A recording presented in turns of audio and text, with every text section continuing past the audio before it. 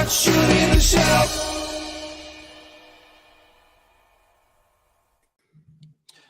Good morning, everyone. Welcome back to Shooting the Shelf, Season 3, Episode 48, which, if you're counting all the seasons up, it's like 257 million.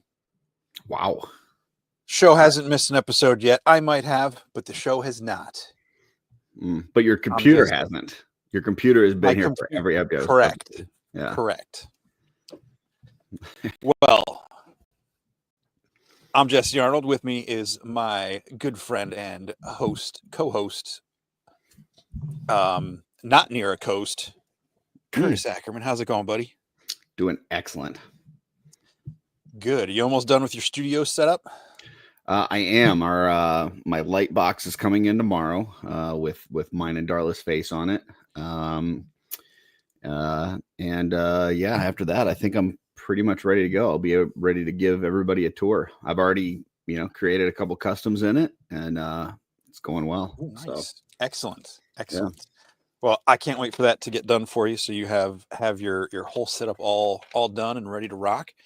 We are stalling just for a moment because our guest is on his way, but we told him that's fine. We got a couple minutes. We'll shout out the chat and start shelf selections and stuff. Excuse me. I got nervous during the intro. I decided to eat a Starburst, and I didn't think I was going to get it swallowed before the intro faded out. Fortunately, just in time. You got it. You're all over this. Yeah. Total professional. Oh, you know what? While we're stalling for time, I have something that I need to upload. I got a little video for us for tonight. Oh, yeah. So let me go nervous. Put that in there. And it's nothing to be nervous about, but a little teaser for next week. So. Oh, okay. Yeah. So. All right. Well, I'll start calling out the chat. Beauty. Unless you want to do it. No, have at it. I'll upload this clip. Well, first of all, we're going to do this. I'm assuming he's not here yet because he's doing something fun for his birthday, but happy birthday to your friend and mine and everyone's in the chat. Dave Orkin is his birthday today. So happy birthday to him. It's also my youngest older brother Joe's birthday. So happy birthday, Joe. I know you'll never watch this. And yep, there's that. Shouting out the chat, we've got Chris Johnson, Mike Gaspar, Dirk's Designs, Dub3, Stacy Lynn, Patrick Boyle, The Straight Poop. What's up? Who's got a sale going on right now? Does he? B13. Okay. Yeah. Nice. So. Nice. Cookies in the chat. Uncle Bob and Aunt Shelly are here. Wholesome Warlock. Darla Ackerman. Hey, you know her. I do. I know her. Yep. Kent Poole. Love Keith Kent Holt. Poole. I am TJ Williams. H is silent. Let's see. Rob Zamora. What's up? El Spooky Zorro. JMax77. Michael Morales. Andy the Collector. Gaisagwe Echavarria. That was beautiful. Never get it as good as Ken Poole. Van Johnson's here. Carver Customs. Brian Lynn. So that's all three of the Lyns. Our buddy Elijah. Captain Firebeard Baker's here. Shouting out the member emojis. Thomas Belay. And I think that's all the folks I see in here. There is a super chat from Wholesome Warlock, $5. D13 Toys sale is live now. Purple Heart. I don't know. Icon, Purple Heart, Baby Icon, Purple Heart, Devil Icon, Purple Heart. Oh, maybe it's like Angel and Demon. Oh, I don't know. Angels. Gotcha. Okay. The sheep are being abducted for a reason. Jesse's basement. Are those hot dog tickets? Looks hot like dogs, tickle tournament, and sassafras. Man, none of those things on that last sentence are things that I like.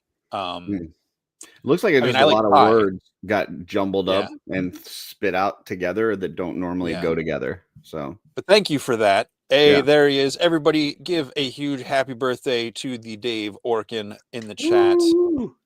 And we've got Kevin and Tanya McCoy joining us in here. Both the McCoys in the house. Both the McCoys. Whew. It's nice. Curtis, today I joined in the studio. First time since Legion's Con. I've been working on projects and stuff that just didn't feel sit down and have a camera on the last couple of weeks. It was nice to be back in there with everybody. And it was a good time. Always good getting back to the paintbrush. Yeah, we'll comment on that in just a second. Rob says sassafras rhubarb pie is good if you have IBS. I don't know what sassafras rhubarb pie is. I've had rhubarb pie, and yes, that will clean your system out. So just FYI. But yeah, painting was awesome. There's a lot. We had enough people in there that you had to scroll to see everybody's face, which was cool. A lot of people working on projects. Yeah, it was a lot of fun. Some new faces, some old faces. It was great. So yes, indeed it was. Obviously, we've got the new figure Obscura out, the Ghost of Christmas Past, which I know I said my comment. I'm sorry. No, go ahead.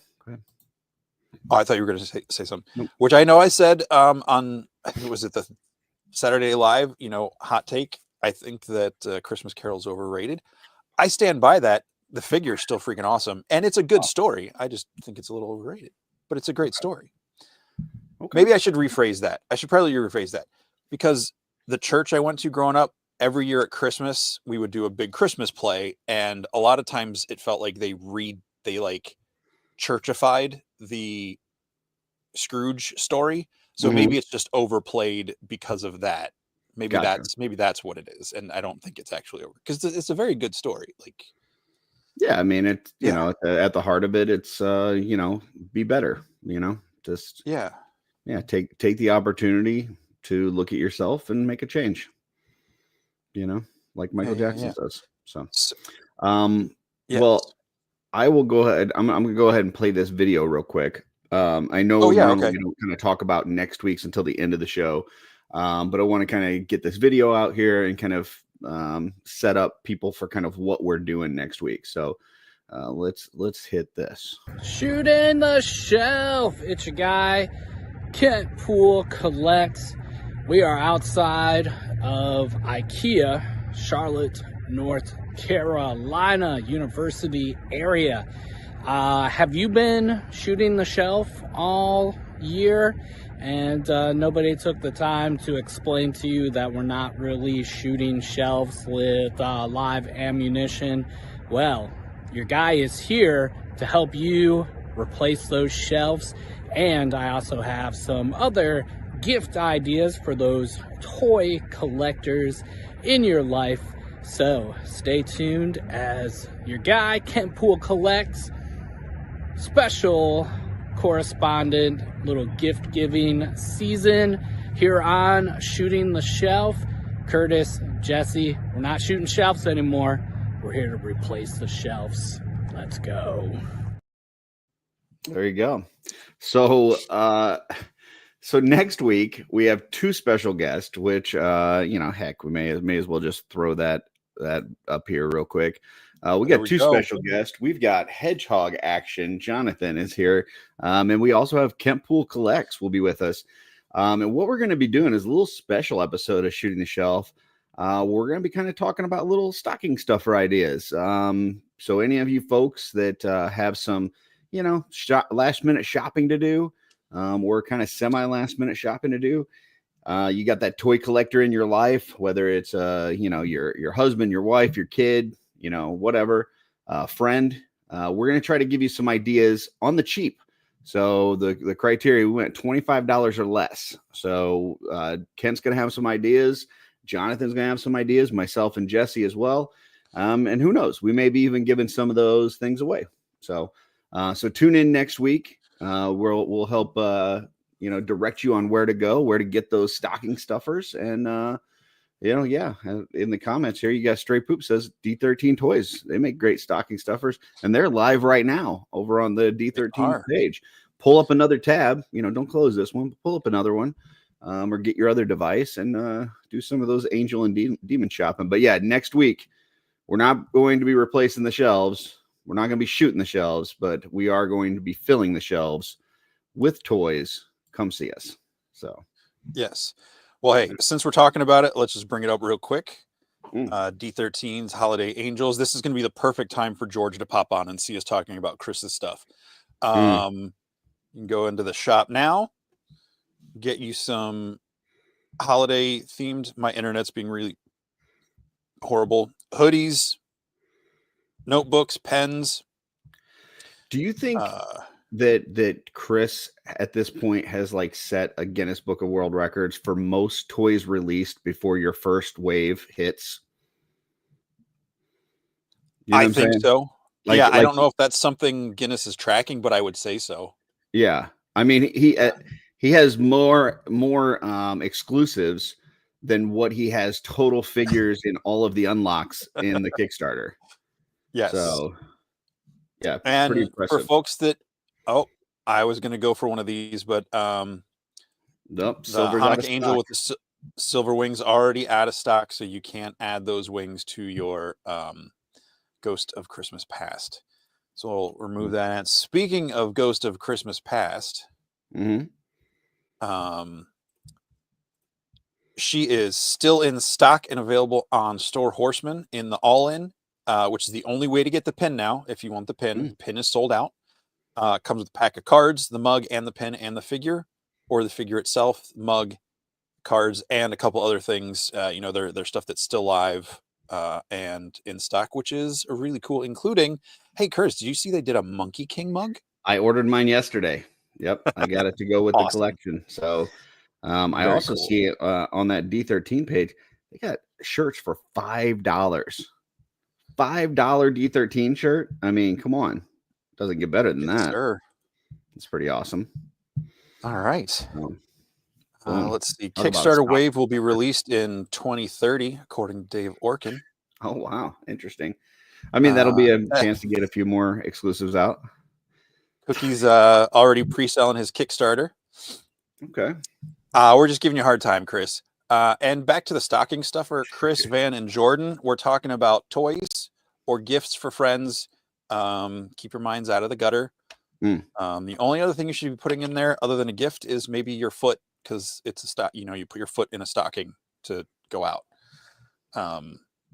Old school stocking. I'm not talking women's stocking. I mean, like, that's what those I'm making. You can wear whatever you want, Jesse. You can wear whatever you want. I wasn't. Yeah, I was trying to specify. That's all right. No shame here. It's cool. So. You didn't do anything but exist. You beautiful purple man. Well, how about we you want to just get started on shelf selections? Let's do it. Start working on those. Select those shelves. All right. So for those of you joining us for the first time, this is where Jesse and I look at some photos that inspired us throughout the week. So starting out, we'll go with this is one of mine. Now, you may have seen this already in Jesse's recap of last week. That's because I'm an idiot and I sent it to Jesse when I sent the pictures from last week that I had. But it is still an awesome photo, whether you saw it in his recap or not. This is kind of reimagining a comic book cover with some Mafex, and I think it's just an amazing job. This account, EDR_images. This gentleman does some amazing toy photography. So if you're not following him, check it out. Absolutely love it. Excellent. Yeah, it's really cool. Did we see a version of this where it was just like on a white background or characters from him? He does a lot of like the comic style covers. Okay. So we may have seen a similar image with different figures. That's why I was like, I don't remember it being this colorful, but my brain's whatever. But this is a great shot. I love the colors, the background, the fact that the figures are kind of superimposed over that, whether it's printed or the digital background or whatever, is really cool. I think the lighting works. He's got like the different blue and pink highlights from the cityscape behind him. And yeah, it feels epic. I want to see Daredevil Into the Spider-Verse now. Oh, that'd be cool. Speaking of Into the Spider-Verse, that's my horrible way of segueing to our guest, the sausage George. king of New Jersey. What's up, everybody? What's going on, man? Welcome to the shelf, George. Thank you. Sorry I'm a little late. I had to read a story to Elliot as I put him to bed. Very nice. Nothing wrong with that. Pete the Cat's Valentine's Day. We were just in the middle of doing our shelf selections where Jesse and I talk about some photos that inspired us this week. So we will go ahead and keep those rolling, and we'll go to Jesse's next. This is yours, Jesse. Yes. What is this? Win the dough. Wait. What is that? Window box. Window box. Oh, Yeah. like window box. That's Yeah. cool. Cool. Yeah, I just thought this was a really fun action pose, and I do believe that is a Darla Ackerman cape on the Sir Owain there. Oh, Could nice. be wrong, but it looks like her style. I just really like the dynamic pose here of this knight, spearing an orc, because orcs will definitely take more damage from a spear than a skeleton will, but a skeleton will still take damage from a spear. I mean, if a knight could spear an orc, yeah, for sure. But I'm pretty sure that orc would kick this knight. But right. yeah. But no, this is awesome. I love the whatever this diorama set is that they've got there, and cool action shot. And then I don't know if that's one of the can of beans effects with the blood coming out the back or somebody else's, but interesting. Looks cool. George, any thoughts on this one? It's always cool when you could see the destruction of the figure, like the blowing out the back with the spear actually coming through the back. That's pretty awesome. One thing to note is I love that diorama when people do that thing where see how the rocks are different levels. Mm-hmm. Like I love the way that looks. Yeah, it's not just even and it's not just like cut nice out little looking. things. Yeah, it's like it's actually like raised and lowered, and like that's just really cool. All right, yeah, that's awesome. Next one is one of mine. This is Wow Photography. Photography. How is it? You can pronounce my picks, and I can pronounce. I don't know, man. Maybe we should alternate. I thought this was kind of cool. This actually got sent to me, and I thought it was really cool. Kind of take on, Jurassic Park, but with these kind of, the TGIF dinosaurs instead. I don't know. I just thought this was really fun. So, yeah, this is great. Oh, sorry. Go ahead, George. No, I was just gonna say that's pretty awesome. I just love the scale of it. It just works really well too.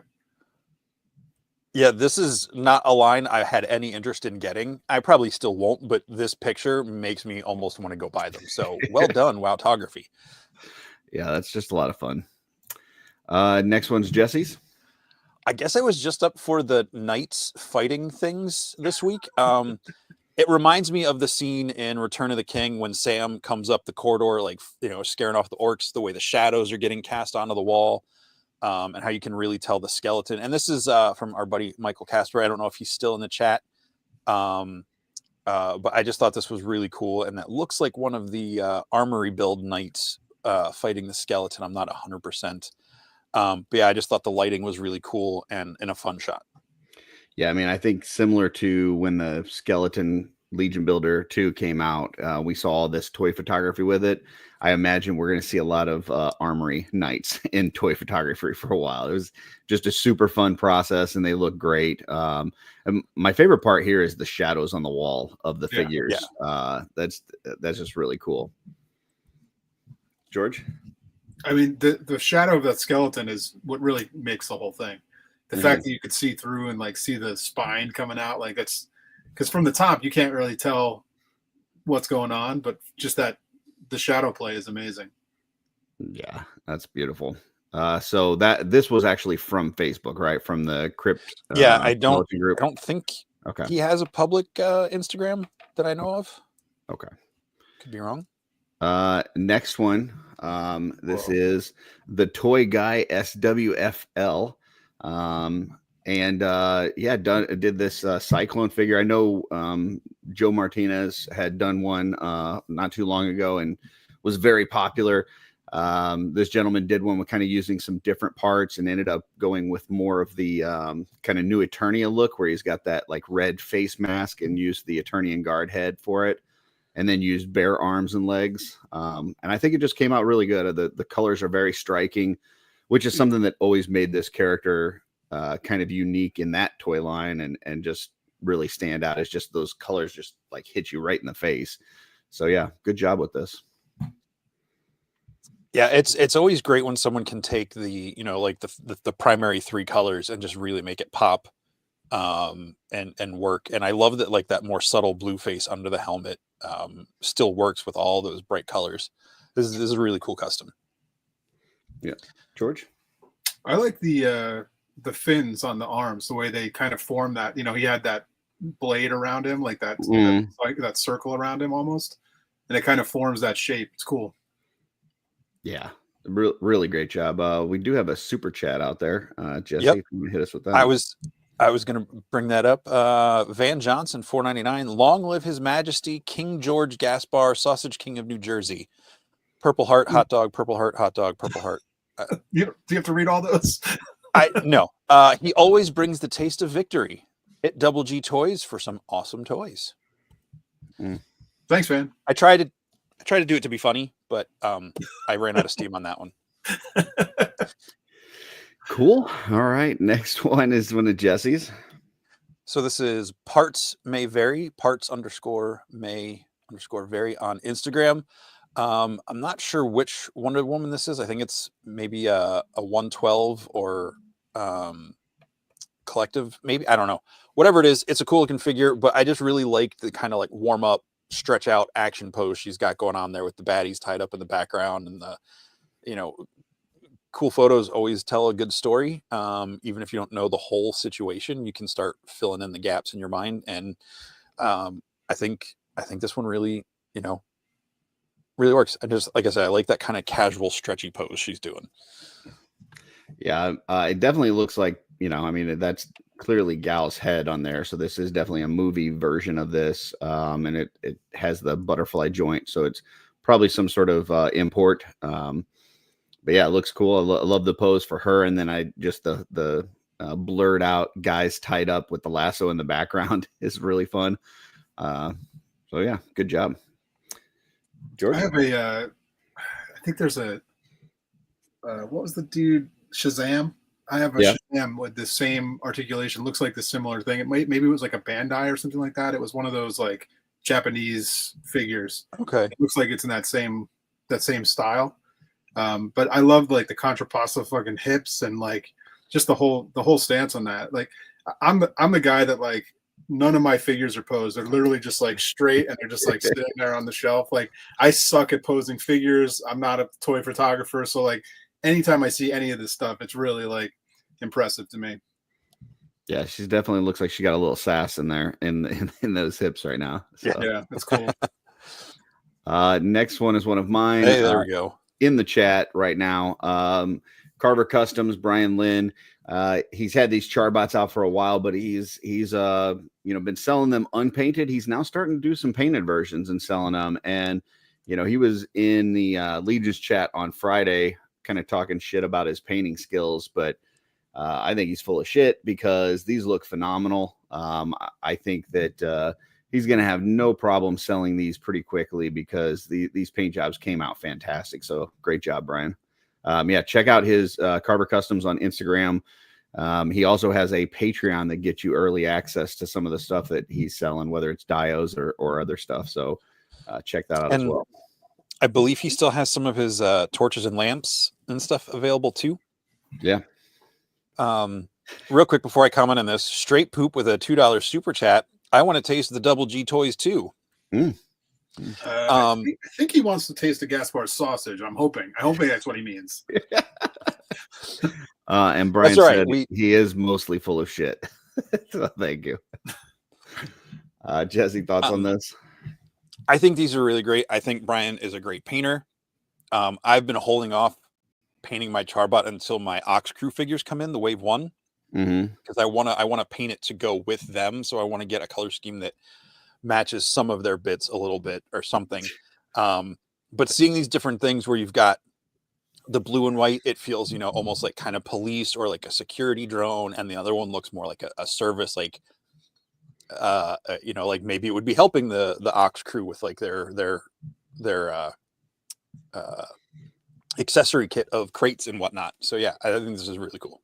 Yeah, like the battle damaged look of the yellow one is just spot on perfect. I love it. So, George, I'd like to see those lenses with like a Matt Stein like glowing lens on it, like the Patina Turner glowing lens. But these are cool. I like the that yellow one. I really like. I like the little feet on it. Well, there you go. Ask and you shall receive. Yeah. Matt said just ordered 2 of those to paint. And we got a super chat out there, Jesse. Yes, we do. Terrence St. John, $4.99 super chat. George, thanks for giving me a t-shirt for my swig and not giving one to Curtis. Hashtag 1000 swigs. Long live Purple Gang Gang. Purple Heart times a few. Yeah. Darla got a t-shirt. Did you really not get one, Curtis? I did not, but that's all right. Darla got one. So we've got one in the family. So I've got mine on a Tharnog with the purple toy. That's all right. We've got one. I can see it anytime I want. So it's almost as good as it being mine. So I think we can remedy that. This is one of Jesse's. Actually, I had picked this as well, but okay. Jesse, go ahead. I wish you would have said that, because I think I forgot to send you one that I wanted to include. Well, in fairness, Greg sent this to me and kind of made me make it a shelf selection, so I assume that he did the same thing to you. So. Gotcha. Well, this is Greg, formerly Brute Scale, over on Instagram.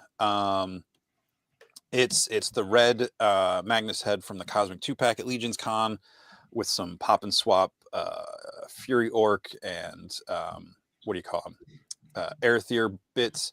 I just think it's really, and he's got like the red skull effect from the Magic pack or from Arzak, I can't remember. And it just looked, I just thought it looked really striking in there with all the dark armor and like the werewolf in the background and everything. I just thought that red face was just really popping out. I thought that was really cool. Yeah, I love the loin piece, how it kind of ties it all together. Like the arms and legs kind of I expected somebody to do with this head, but that loin piece is just a nice addition. And this looks nice with that group.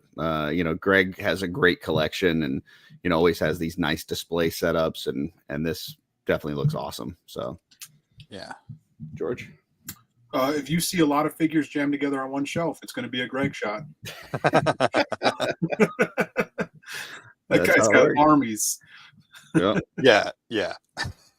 Industrial grade shelving for his toy displays. Apparently, Greg workshops those in their group chat. So there you go. He must get some input from everybody. Anytime you see a photo that you've seen from Greg, he's also texted to every one of us. Gotcha. All right. Also, one quick comment, Uncle Bob, hit me up when you're at the studio again, and I'll make sure you get one. And I guess we doubled up with you, so you got another one here. So yeah, we got this guy, art by Ackerman. I think it's Ackerman. Yeah. Okay. All right. So no, all jokes aside, Curtis showed me this torso when he was in the process of like building it out before he even started painting it. And I was like, what are those, like the bead, not the beads, but like the piping words? And I realized it was the sausages. Yeah. Sausage King. The Sphexian antennas, right? Yeah. Yes. So yeah, I can just break this down real quick and then just so like the pauldrons are the goblin pauldrons that just kind of cut down the spikiness on the top and the front. The outside trim on the torso is the Sphexian antenna. The middle part is the thigh guard back piece that's trimmed down to kind of make that middle part of the torso. The waist and loin piece are just kind of modified waist and loin piece. And then the gun is where there was a lot of kind of trying to figure out how to make that shape of that kind of classic gun for CobraCon, which was, I took the pistol grip from the Sphexian or from the just the Tusk gun, and then took a mace from the Mythic Legion line, and put it on the end and shaved it down and sculpted it a little bit and came up with that. So it was a lot of fun. Yeah, I knew looking at that gun, I was like, there's no way he's using like something that, I mean, that's all going to be Legion's parts, because I know that's kind of like your, as much as possible, or with some sculpting, like that's your jam right now. Yeah. For a while. And so I was like, oh, that's the mace that he really did some work on. But just when I got to see it all put together, I didn't know how you were going to do the head, like with the hood and everything based off the character and everything. But it's just a great picture. Go follow this guy's account. He does a lot of really cool stuff. He's and all right. This one might be one of the best individual figures you've painted. Thank you.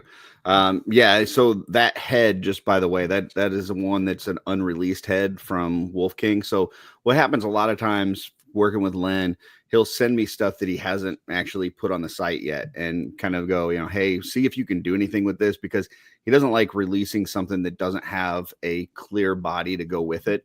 And so this one's actually been sitting in my pile for a little bit that I didn't have kind of really any ideas with. And then as soon as I saw that Ninian infantry body, I was like, okay, I know what I'm doing with that. And so I came home and worked on it. So hopefully this will be on the Wolf King site soon, for anybody that wants to use that head, because it's really a really fun head. Well, so I've got to say this then. If you're getting stuff like this from Len, that clearly means you're Boromir and I'm Faramir. Okay. All right. George, any thoughts on this hack on the screen? I got lost in the Boromir Faramir talk. No, I mean it's real cool. It's a great use of that reptile torso. It's really cool. I like that. The weapon is really funny because, like you were saying, it immediately screams back to old He-Man, and it's cool that you were able to capture that look. Yeah, I've been trying to do a lot of kind of putting Legion's parts together, similar fashion to Emil. I talked to Emil a lot. One of the things that he told me last year that really kind of stuck in my brain was focus on the silhouette of what you're trying to do and then kind of go from there. So I knew I had the pistol part from the tusk, and then I was like, okay, what has that kind of four fin look in Legions? And the only thing I could come up with was that mace. And so then I just attached it, shaved it down, and kind of went from there. So nice. And shout back out to the customizing studio. We were talking about that earlier, but Emil, Nate Armstrong, all these great creative folks in there just bouncing ideas off of each other and throwing stuff out there. If it wasn't for that, this never would have happened. So appreciate it. Next is one of my picks. This is a Kill Cutter photo. And this was sent to me actually this afternoon, kind of a late entry. I thought this was just really cool. Just as far as I could tell, there was a behind the scenes, and everything besides the flames was all practical. So it was just really neat the way that this was set up and all the stuff that was in there. I'm trying to wrap my round. Are these Predators riding alien queens that have been repainted? It's what it looks like. Yeah. Okay. I'm kind of horrified at the concept of these races teaming up, these species, but if this is just like a pod race scenario, I'm all for it. This is a really cool photo. I'm going to have to look this up later and be able to blow it up on the screen and really take a look at it. This is gorgeous. Yeah. George? I just don't understand toy photography, man. These people are awesome. Like just the fact that you can get this shot with a bunch of toys is so cool. Yeah, it's pretty neat. I kind of, the way I looked at this was, the Predators have kind of domesticated, I guess, the aliens and are now using them as their mounts, their horses or whatever, as they hunt, maybe even other aliens. So, but yeah, cool shot. I mean, it's even got the eggs in the bottom and stuff. Like, it's really cool. Yeah. And I think we had one last minute entry. Okay, here we go. From tatted _toy_dude and wholesome warlock. This was the Sausage King of New Jersey, George Gaspar. So looking pretty mighty with his crown of hot dogs. And just beautiful. Very regal. It's a couple of handsome dudes right there. Yeah, for sure. Mm-hmm. Jesse? This is great. I'm trying to log into my Instagram so I can see that picture. This is great. The hot dog crown is hilarious. And you know, the fact that Van's there guarding you, or you know, providing a presence to fight anyone that would try to put those sausages in or around their mouth, just says a lot. Mm. And much like Joe Gonzalez, Van looks taller than I'd expect. So, well, George is sitting down. That's true. That's true. All right. I think that is it for shelf selections. So, all righty. Beautiful. I mean, not to talk about my own head likeness there, but you did a really damn good job on that sculpt. Yeah, it's pretty nice. I'm guessing, is that Peter that did that? Dirk, I think, right? Oh, Dirk's okay. Customs. Very nice. I'm a little late with this comment, but very nice. That's the kind of energy we need, Alberto. All right, next to the stage, we're bringing Chris No, we're not. Bring him in. I'm totally fine with it. Guys always got to be around. No, we appreciate you being on, George. We've been going. I think we've got most of the studio now. We got Jim coming up, right? The first of the year. Is that right? Jim's coming on? I don't have him locked on the calendar. I talked to him about it and he agreed. We just haven't scheduled the actual date yet. That's awesome. So I'm gonna hopefully reach out to him this week and get that officially set up. I just thank you for having me on after the dragon and after the figure obscure was talked about, because now I don't have to worry about anything. Yeah, you don't have all the secrets that are out there. Oof, that is tough to be on shows and like not accidentally say something. Well, if you know the shows that you're on, if anybody was going to slip up, I would imagine it would probably be Chris, not you. But Chris accidentally said something on our show one time, and nobody caught it, so it was fine. But he was.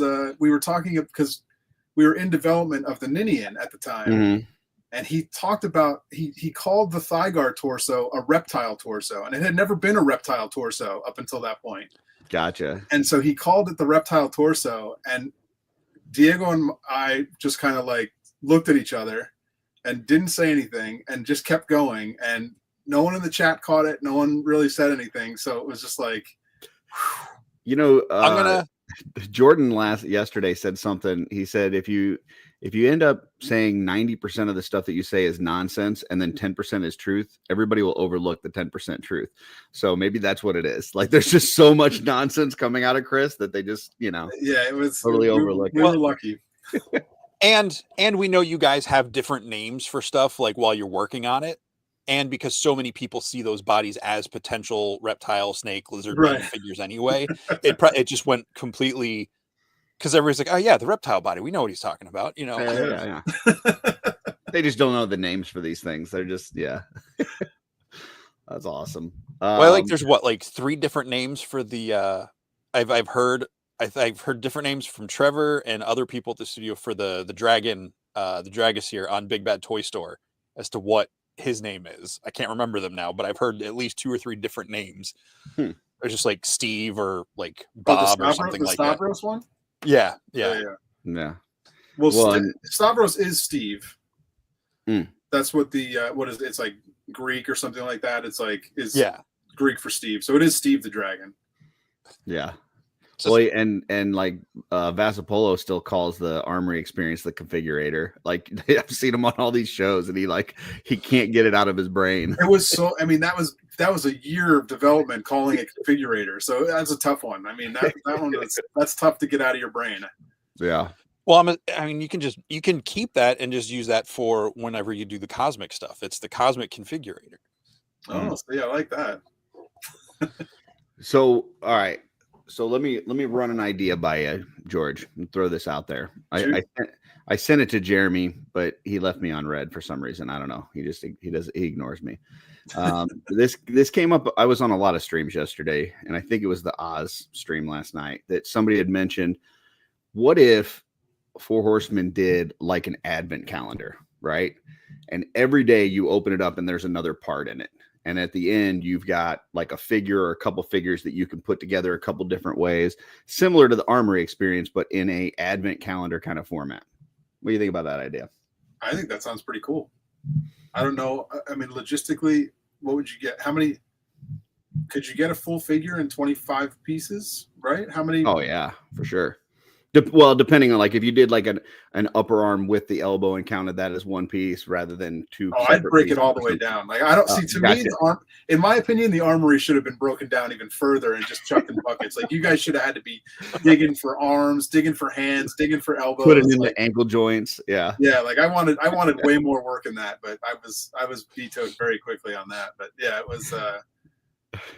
Yeah, that's the only problem that I see, Rob, is that some asshole would get it and put it together right at the beginning and ruin it for everybody. like well, I mean, I'm sure there's people that do that with the Lego sets and all that. You know, I mean, there's guys that just open up the side and slip it out, and you have all the pieces. Yeah, I wouldn't be able to do that if I knew it was an advent calendar style thing. I like my OCD would not allow me to open them out of turn. Nice.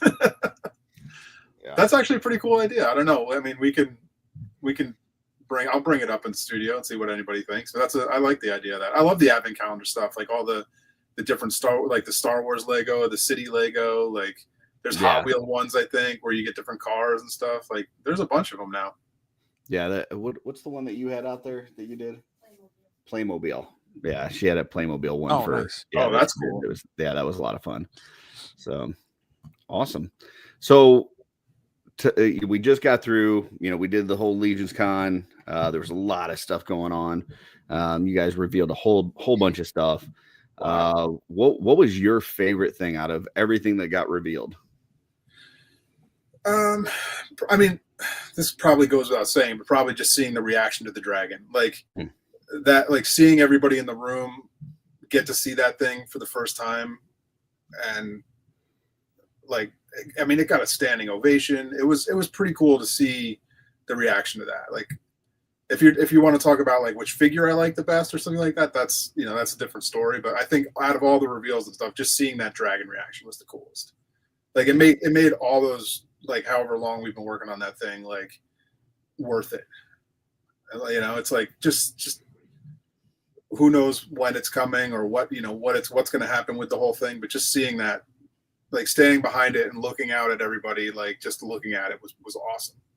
Yeah, I mean the fact that you guys had to like part the Red Seas in order to bring it out and everything was impressive. You don't understand how many talks we had about how this thing is getting out there, how we're right.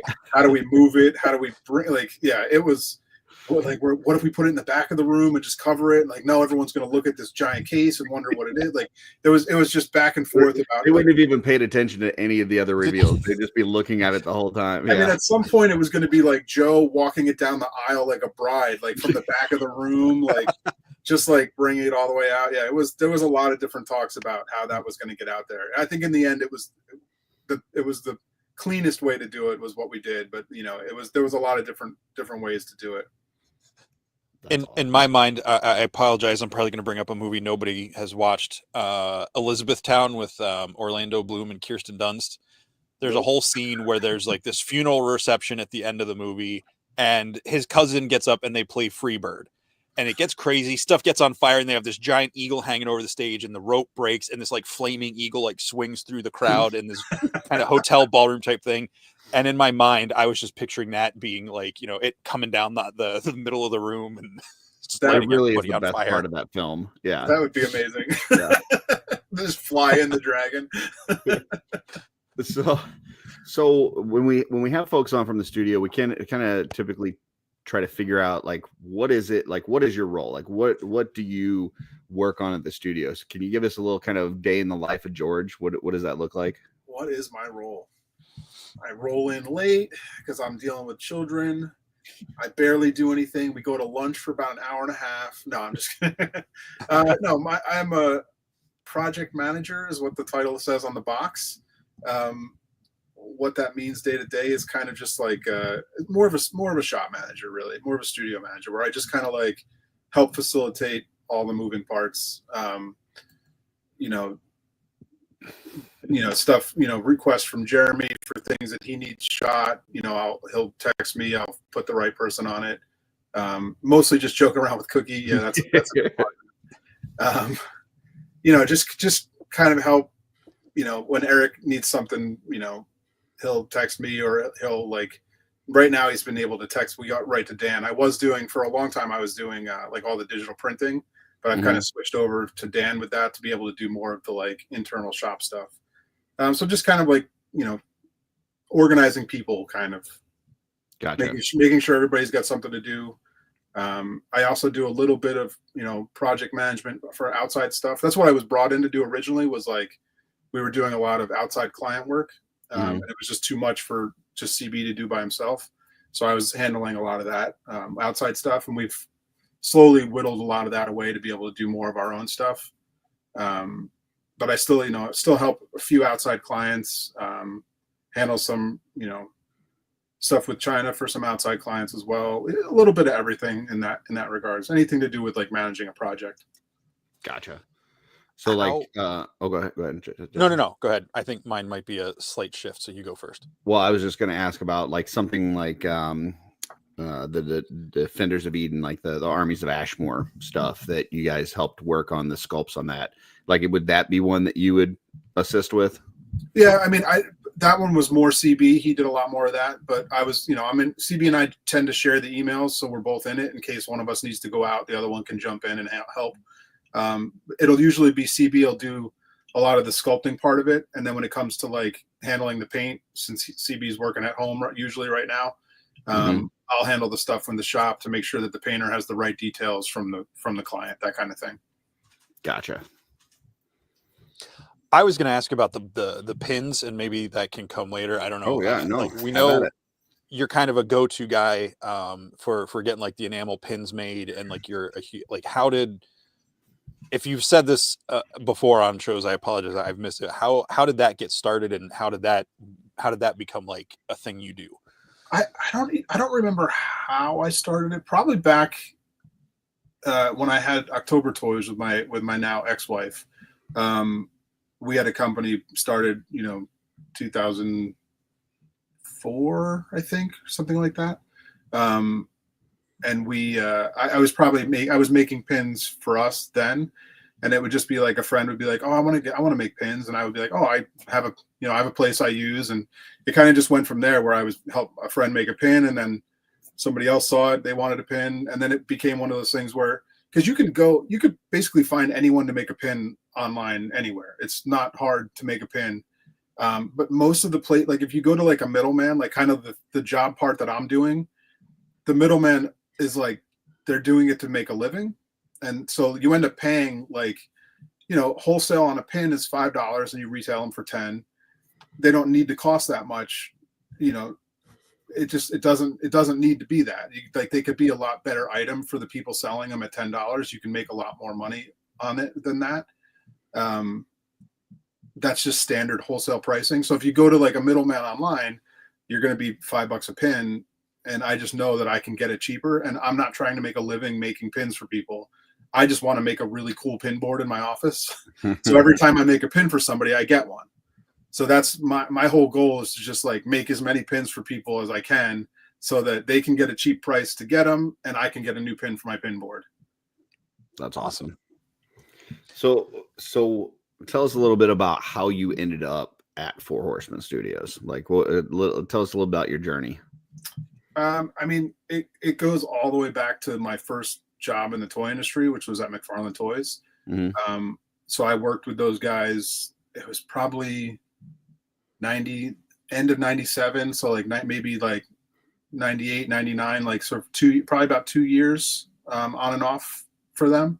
I had just moved to California to pursue special effects, and I got a call from McFarlane Toys from resumes I had sent out before I left, and they happened to be in New Jersey, about 30 minutes from where my grandma lived. And I was like, oh man, McFarlane Toys. Back then it was how can I not go in for the interview at least? And so I go in. I was like, can I come in at Christmas time? I'm coming back from California, and I'll come in at Christmas and come in for the interview. They were like, yeah, that's great.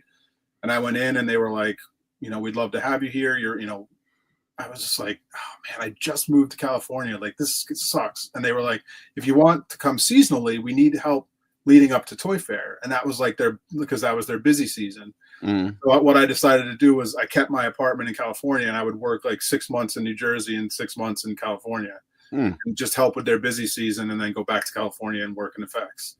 So it was like, and during that time is when I met, I basically, they needed me because Jim would leave the office during that time to go build the showroom in New York.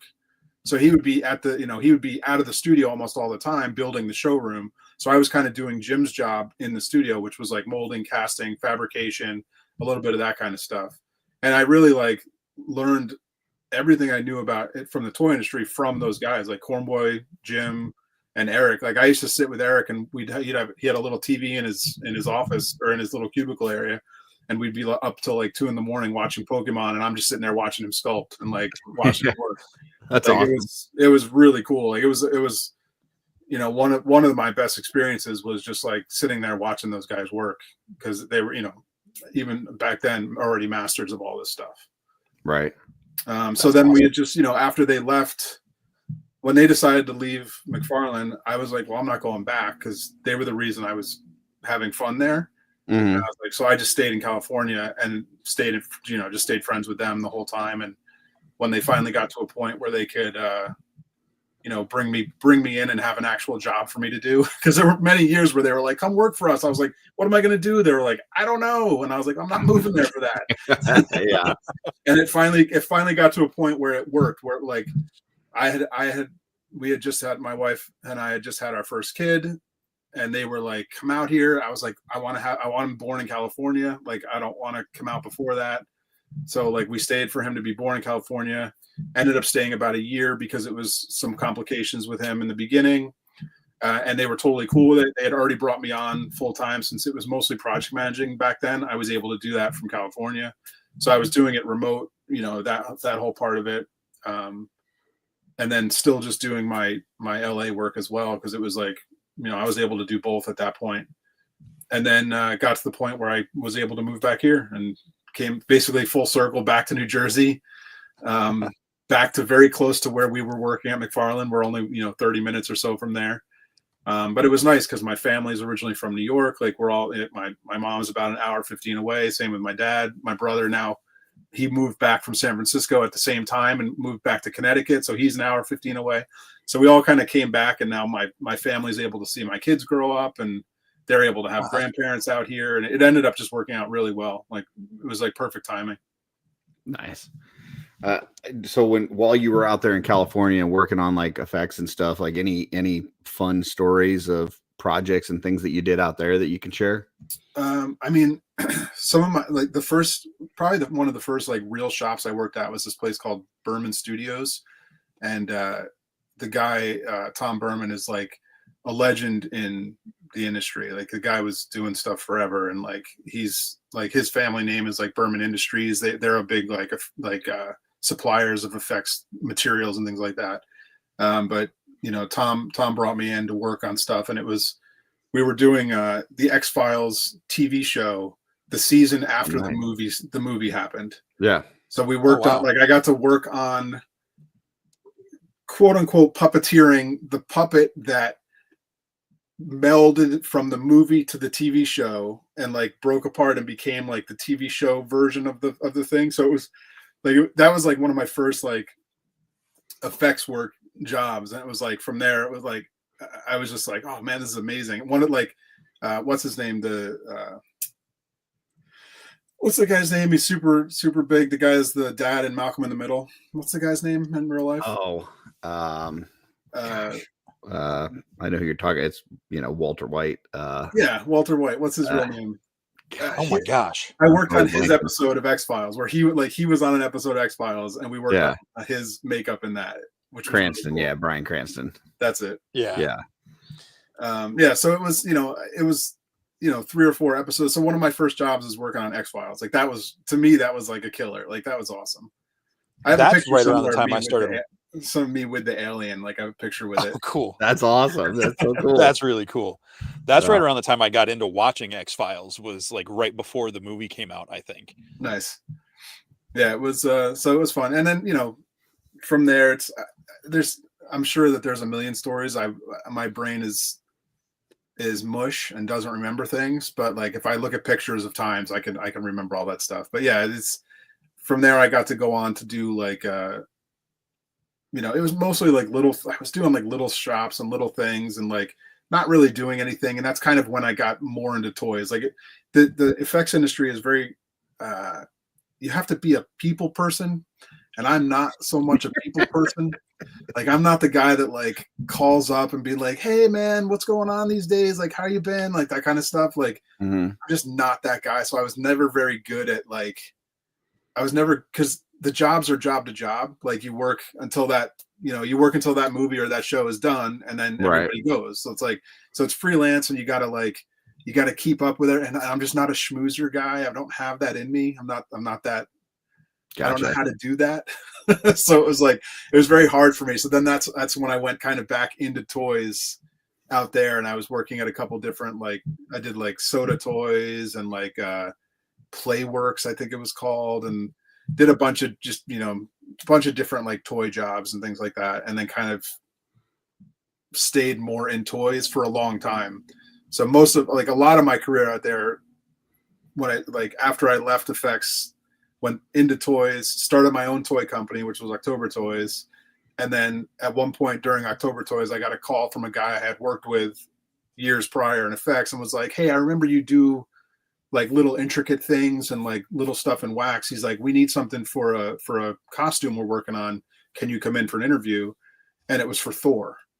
Oh, and wow. They needed someone to sculpt Thor's belt. And I was like, "Yeah, I could totally do that. Like I've never sculpted a belt in life-size person's belt." I was like, "But I'm sure I can make it work." And I kind of figured out how to do it. And then that shop is called Film Illusions. And I stayed working at Film Illusions that was the only place I would go back to. Like it was like, so I would leave, I would work on whatever movie, be done, go back doing October Toys stuff. And then when they had another movie, he would call and be like, "Hey, you want to come back in and, do more stuff?" Because the owner, liked me, and I luckily was able to like, he would remember me and call me back. So it was nice. We'll never look at Thor's belt the same way again. So well, especially because in Homecoming, Spider-Man Homecoming, that's one of the things Happy reads off the list that's in the containers, like Thor's belt.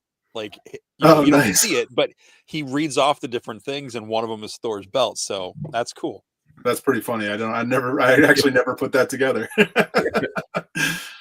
that was I'll tell you a quick interesting story on Thor. So that was Hemsworth, right? Yep. It was Hemsworth. So they do all this stuff where they, these movies take so long to make in the development that he was going off to shoot a different movie in between when they measured him for the costume, and they'd usually do a scan of the guy. And they'll have a body form output that we can dress, that we can do all the measurements on.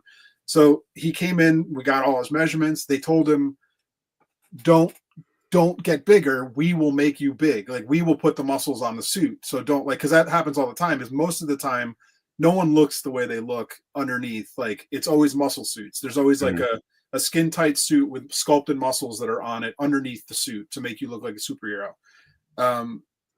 He went out and did Red Dawn and got jacked, and he came back and nothing fit. So like there's pictures that made it into like Entertainment Weekly where it's a picture from the movie, and they'll show the underneath, and like none of the tiling on his arm matched because they had to like cut it open to fit his giant arm. That now like it was such a mess, like because all those tiles like laid in individually, like they were like, we made all these little shell tiles that fit on top of this foam muscle suit. And so nothing was fitting right because he got jacked when he wasn't supposed to. But that's why like later in the next movie, he doesn't have sleeves anymore. Because like he got really like just cut him off. Originally it was supposed to be, we were going to make them look big, but then he got big, so they don't need sleeves because he made him look like that. Like he did it himself. Oh, that's so good. So that was a fun challenge. But yeah, there's stuff like that on every one of them. So before kind of going full time with Four Horsemen, as far as like the other toys and stuff that you worked on, anything that we would recognize, or anything, you know, kind of big that you worked on? I mean, so much of little bits of everything. I mean, a long time I worked at Gentle Giant Studios. So, you know, we did a ton of different stuff there. I mean, there was a point where in the wrestling aisle, like for Jack Specific, it was, I had done everybody and some of the heads, and then this other guy, Travis, at the shop had done all of the heads. So it was basically between the two of us, we had the entire Jack Specific wrestling line on the sculpting. So it was like, because like no one else wanted to do any of the wrestling stuff. Like everyone hated wrestling, so I was always stuck with it. It was always like, here, you do it. And like back then, I was like a peon guy, so it didn't matter. I was just doing whatever they tell me to do. Just because they didn't like the property, or was there something that was difficult about the figures itself? No, the sculptors there all wanted the cool stuff. They wanted the Star Wars, the Harry Potter, the Marvel suit. Like no one wanted to sculpt wrestling guys, like a bunch of beefed up oily dudes. Like, so I when I was a kid, I loved wrestling, so I didn't mind it as much. But like, yeah, none of it was. And it was funny. One of the other guys at that company, I became a project manager there as well. And one of the other guys, Derek, he was a project manager as well, and he used to like bust my balls all the time because I was in charge of the wrestling line because I had been sculpting on it, so I just took that over. And then, ironically, he then left at some point and went to Mattel, and now he was in charge of the wrestling at Mattel, and got super into it. And like he was like, because he would go out to the wrestling meets and he would go to all the scans, so it was pretty funny. Like there's a lot of turnabout on that one because he used to bust my balls all the time about the wrestling. But yeah, I mean, I did a couple, like, you know, I did some accessories for Lord of the Rings. Like a lot of the times I was like accessory guy, like that was more my forte than sculpting like full figures and things like that. Except for like with the wrestlers. But I did like, there were these toys called Smitties. I did a ton of those things. I don't know if you remember. They were like kind of like block figures, like little figures. Some Alias action figures that came out at one point, worked on those. From the TV show? Yeah. I didn't even know they had figures. Very short-lived. We did two series of them, but only series one ever came out. There was I did one Harry Potter figure, worked on one Harry Potter figure for Mattel. You know, just it's hard to even remember. There's just so many things come across your desk, you don't even think about it at some point. Gotcha. So go ahead. Yeah. Where in all that did you fall into the Glio stuff? Good question. I think I found that.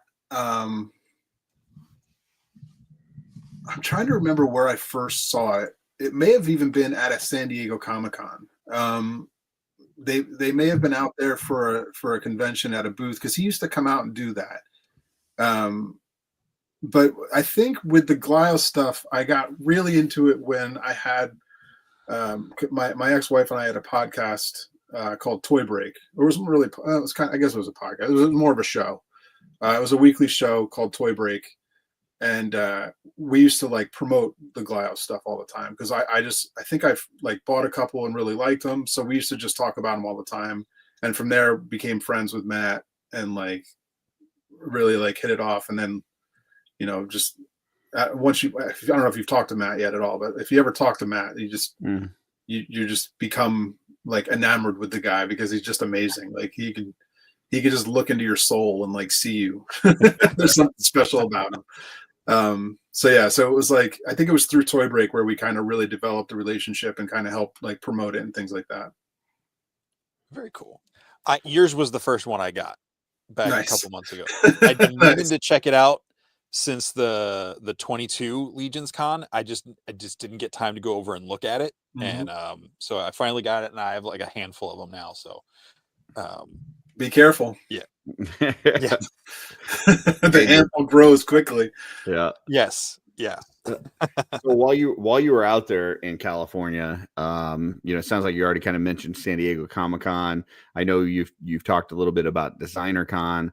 You know, tell us a little bit about your con experience and kind of which ones were, you know, ones that you really enjoyed, maybe which ones you didn't, kind of thing. Yeah, it was I always enjoyed Comic-Con in the early days. I think my first one was 97, I think. 90, it must have been 97, I think. 97 or 98.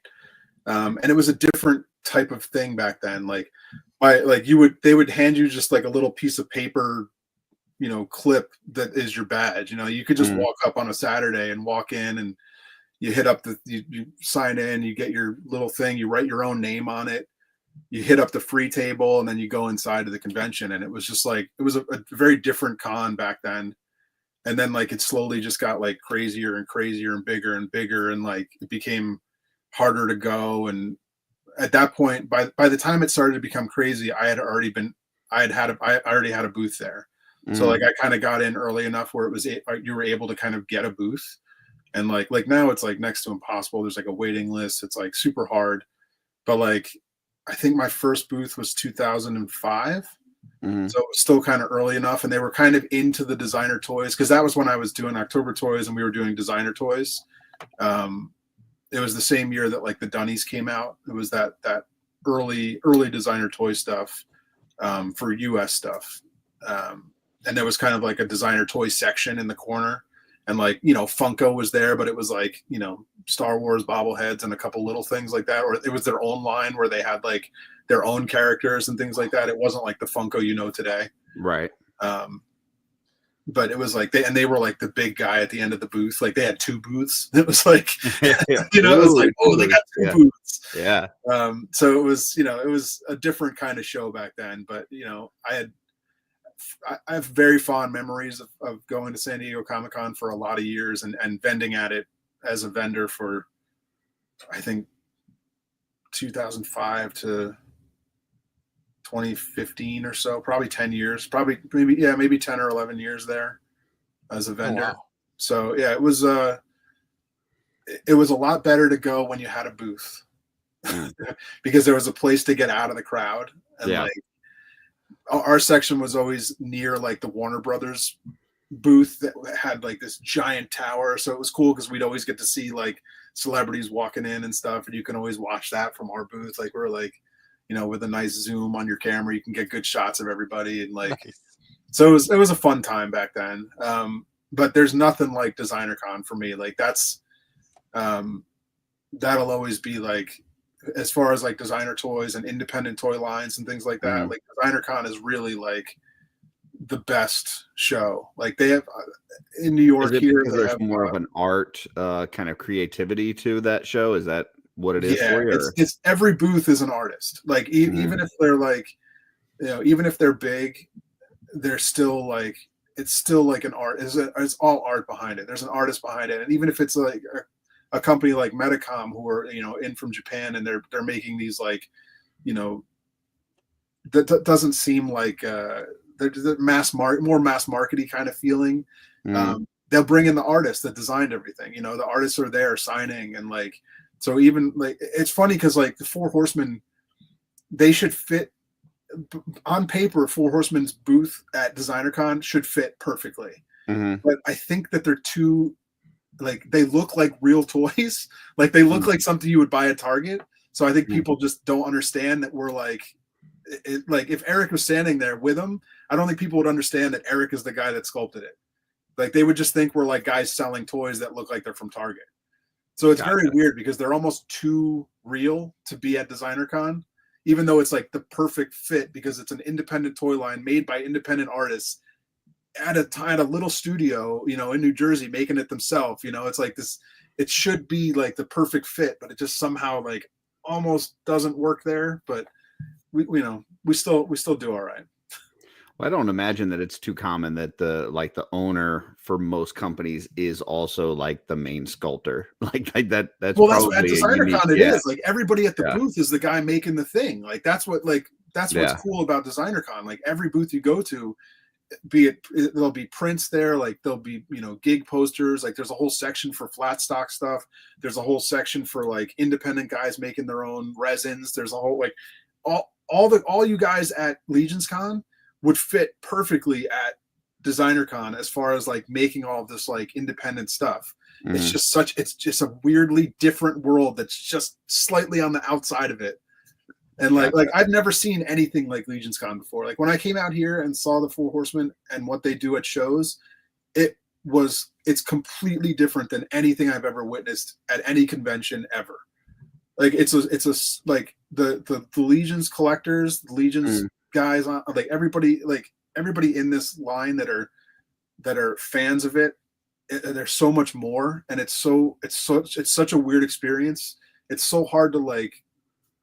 It's hard to wrap my mind around what it even is, but like Legion's Con is such a different thing than anything I've ever been to or been a part of.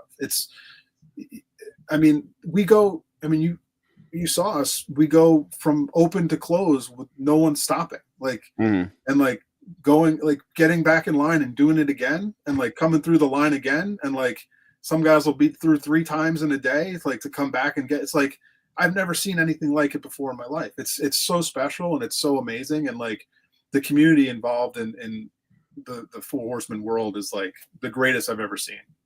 Yeah. I mean, I always worry going to the next Legion's Con that like, is this the year? Is this the year it gets too kind of commercialized where it's all about, you know, people trying to make money and this and that. And then something will happen where I go, nope, there's the heart of it. Like this year it was the 1,000 Swigs. Like you walk up in that room, it's like nobody's getting paid for these. Like nobody's making money off of this. There isn't a prize for the best swig. Right. It's just like, hey, this is a fun thing, and we're all gonna just unleash our creativity and do these crazy things. And yeah, tell us a little bit about your thoughts of that whole 1,000 Swigs and how that played out. I'll tell you, so I put together, I don't know if you saw any of the pictures. I put together that little Valiant Night show for just for Decon, and I purposely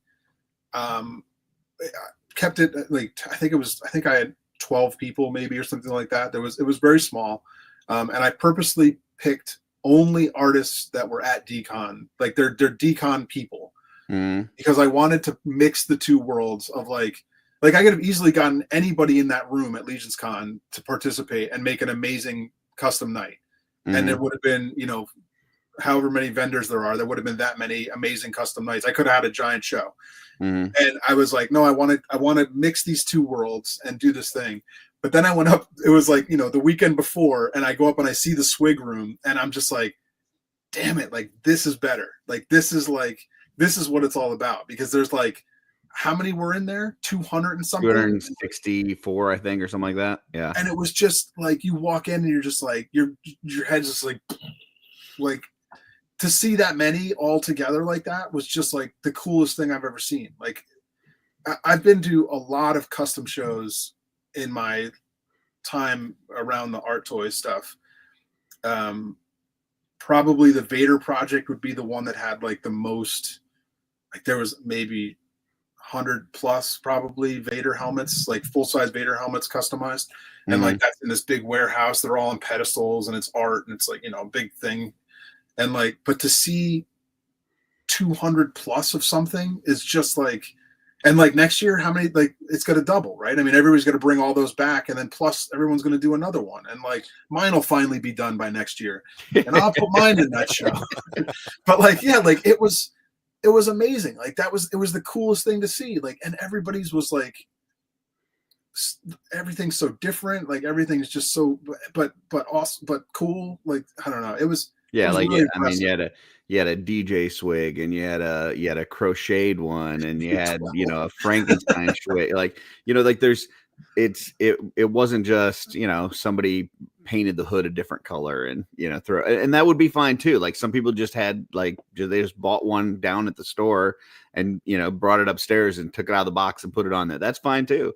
Yeah. I mean, there was so much creativity. Like some people did some just off the wall wild shit. Yeah, and even the one that's just like, you know, they just put the Gaspar shirt on it and put it in there. I don't care. That's cool. Like the fact that you're participating and like, yeah, everybody participated. Like it was awesome. It's like I'm saying, it's like this, the Legion's family, the community is unlike anything I've ever seen. It's the coolest thing. I mean, the fact that there's how many shows are there on YouTube talking about this stuff. Like, and like, probably a dozen.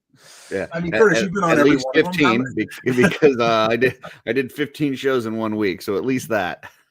Like, that's crazy. The fact that there's 15 shows talking about this stuff, like, there's not that much to say about it. Like, but there is, you know, because it's like everybody's experience is a little different, and like, it's just it's pretty incredible. Like, it's, I gotta say, it's like it's strange and awesome and just amazing and heartwarming, and like, yeah, it's just everything about it is great. It's unlike anything. I want everybody I know to come to Legion's Con at some point just to see the show, because it's so different than anything you'll ever attend. Well, it's been fun the last 2 years to see folks that show up there the first time that have gone to a lot of different, like, you know, this year it was Robo, last year it was Big Dub, but you get these folks that go there for the first time, and they have a very massive convention career where they're, you know, YouTube celebrities, and they go to these cons and they experience them, and then they come to Legion's Con and they're like, there's nothing like it. Like, it's just different, you know. It's totally unique. It's a totally different thing than any convention, and it's I mean, the fact that all the vendors inside they're all working in the same, like, sandbox, you know, like like they're all playing with the same toy, and it's just like, it makes it so cool. Like, it's a different thing. It's a different beast than anything I've been to. And like, you know, I've been to, especially, you know, having been here with Horseman now for a couple of years, like, I've gone to a bunch of shows, and you know, there are shows I love a lot, and there are, you know, shows that you're just like, oh, another one of these, like the regular kind of show. But then you get to Legion's Con, and it's a different thing. It's a different beast altogether. And even the regular shows, like, our people are different, you know, like they're different people than like just a regular toy collector. Yeah. Well, you were kind of mentioning. Oh, go ahead. I was working with Wolf King at like the local kind of, you know, PA New Jersey shows that I do with them. Like, so many of the people, like you said, they're different. Like, they'll keep coming back to the Horseman and the Wolf King booth and like hang out and talk to everybody. You know, at least when we're doing the street teams, I notice that, you know, that they keep coming back and hanging around, and it's not just about picking up more stuff. I mean, they do, but like, it's just, you know, like Dylan, you know, ever since last year at ZoloCon, like, he's just showed up at the table, and like, he'll hang out for a while, and then he'll disappear for 10 minutes, and he'd turn around and he's right there, like, posing something up, and, you know, just having a good time with everybody. It's such a cool, it is such a cool community. And experiencing the Legion's Con 21 is what got me into it, because I was pretty much done with social media at that point. Like, I was kind of burned out with everything, and then went to that con, and I was like, I need to be a part of this world, you know, in some way. And yeah. How long have you been buying the stuff and collecting it? I got my first figure in 21. I got a Swig off of eBay because it was right after they sold out on store, or Big Bad Toy Store. Nice. And I didn't know what Mythic Legions I don't think were. you mean Swig. You said Swig. Sorry, Thistlethorn. We were talking about Swigs. Thistlethorn was my first figure. They disappeared off. I was looking at it. They disappeared, and I'm like, well, I really want this. It's going to be the only one I get, you know, because I got a green. Yeah, good luck with that. What do you call it? Because I was gonna. Well, I didn't know the idea independent toy company at the time, but I was like, I'm gonna get a green Plunderling. I'll get a green Mythic Legion figure, and I picked Thistlethorn because of the armor and stuff. And you know, so that was like March of that year, and I got a couple. My friend Sean was in the Cabal. I wasn't part of all of that, and like, he told me a couple people had sales, so he'd grab some stuff for me. So by the time I went to the 21 Legions Con, I had maybe 5, 6, 7 figures, and I wasn't even really into the popping and swapping. I took Thistlethorn apart so I could put Nemetis's belt on him, because it had like the horn and like all the little knickknacks. I just thought that looked cool on him. But that was really all I did. And then I started hearing about like this Mythic Customs guy and this Nikki Nicole person, and like, you know, these customizing, because a coworker was into the toys, and I was like, oh, that sounds really cool. And you know, here I am. Cookie says I was just going to collect moth tributes. Look at me now. Yeah, I mean, it starts like that. I know for me, like I grabbed a couple off a Big Bad Toy Store, and I was like, well, I'm gonna get a couple of the orcs and the vampires, but then that's it. I'm definitely not getting the dwarves. I'm not gonna get, it like those things that you say you're not gonna do just slowly. Then it's like, well, maybe I'll just get one, and yeah, it's just one by one, all those go away, and then it's like, okay, now I'm getting everything. So. Were you guys buying like previous Four Horsemen stuff? Like were you there for like the any of the, like the He-Man stuff they were making for Mattel, or were you there for any of the like Glio stuff they did before that, or any of that stuff? Go ahead, Jesse. I mean, I'm sure I had some of the Spawn McFarlane stuff back in the day, but I was so focused on the comic book sides of things that I didn't know I could follow like the creators of toy, like get to know who they were, even though I would buy Toy Fair magazine. Right. All I would look at was like the little like the comic strips they would make with action figures where like Mario is walking like the Micro Machines at or whatever, like that was the stuff I went for in there. So like I missed out on knowing who the Four Horsemen were back in the day. Oh, nice. But I know I had some of the stuff because I've looked at the checklist that you guys put out, last year or so of the stuff. And I'm like, oh, I definitely had some of those things. And then I had Sean complimented me because I had gotten the Sorceress, was it the Staction? Okay. From the 20. I had gotten her for a while, and then I gave her to him. And he's like, oh, that's a Four Horsemen thing. I was like, okay. Like I had no idea. Yeah. To the point where I've said this before on the show, like I walked into that Legion's Con 21 and he's like, oh, there's Corn Boy. I'm like, what's a Corn Boy? Like I didn't even know the names of the guys, I was so disconnected from everything. So, but yeah, looking back at my collecting history, I definitely had some of that stuff. That's awesome. Yeah. I mean, for me, I never knew, it's these giant faceless corporations, in the toy world that you don't know who actually works on these things or any of that kind of stuff. And so for me, I had been out of toys for many years, and I was at a flea market, and I had picked up some old Masters of the Universe, just vintage figures, and they were like $5 in a thing, and they just looked so beat up and disheveled and just terrible. And I was like, man, I'm just gonna get these, and I'm gonna touch them up. I'm gonna paint, do some paint details on some of the worn parts and stuff.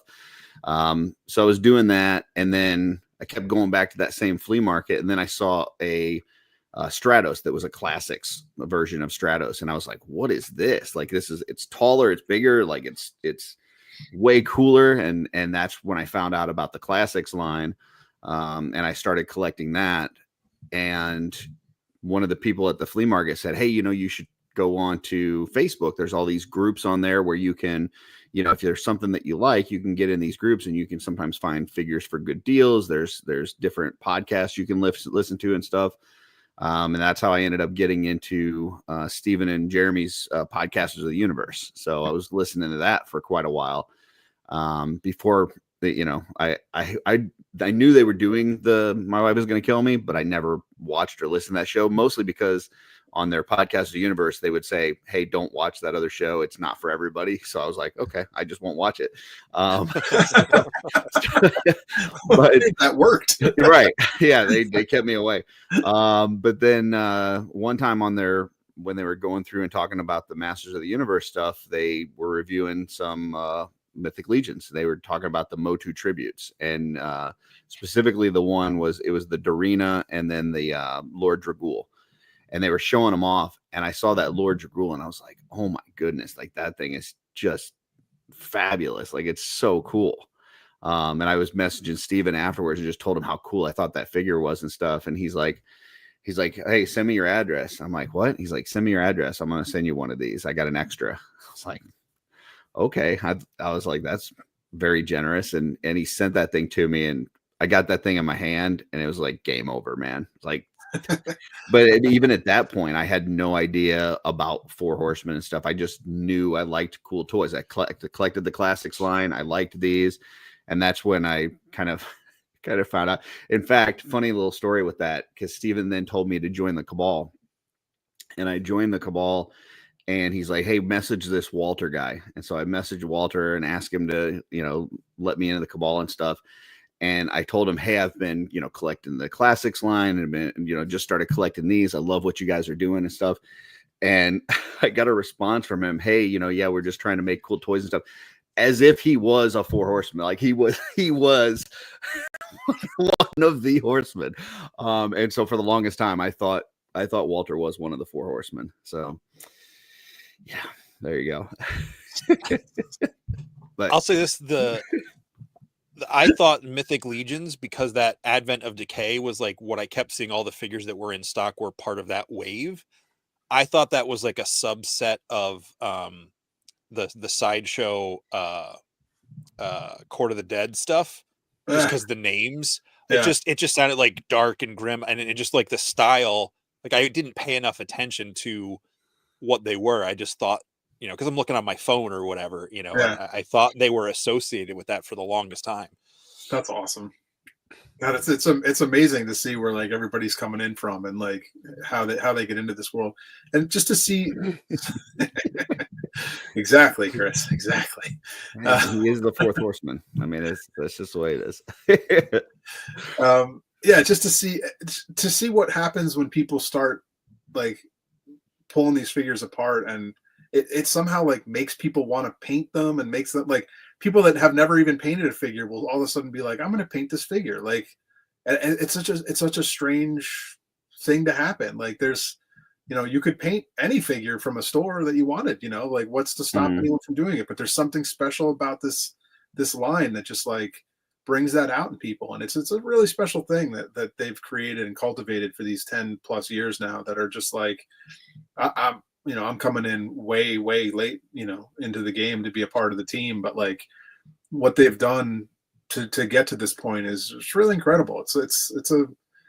There's nothing like it in the toy industry. Like this is not like the closest thing to this is Glyos, and it's that same, they have that same thing in their community of people, that when they break those figures apart and build something new. And there used, years ago in the beginning, there was a lot of customizing and a lot of painting, not as much anymore in the Glyos world, but there's still all the building with it. It's still a building line, and they have that similar feel and that similar like vibe, and that thing that takes you over, where you just want to be part of it, and you just want to collect these things and build more and make your own version of it. And yeah, there's something about these two lines which is what's so cool about this crossover that they announced at Legions Con, the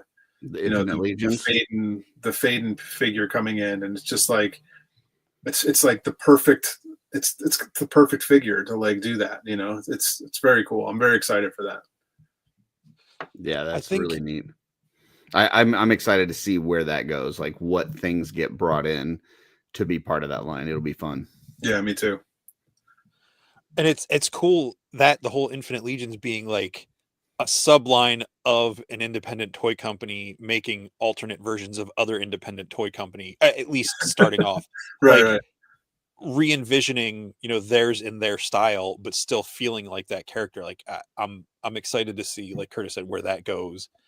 And with what you were saying about the two communities, like I'm just tipping my toes into the Glyos stuff. I haven't dumped into the community too much, but I've talked with like Steph Orkin is probably the most I've talked to about it at this point. But and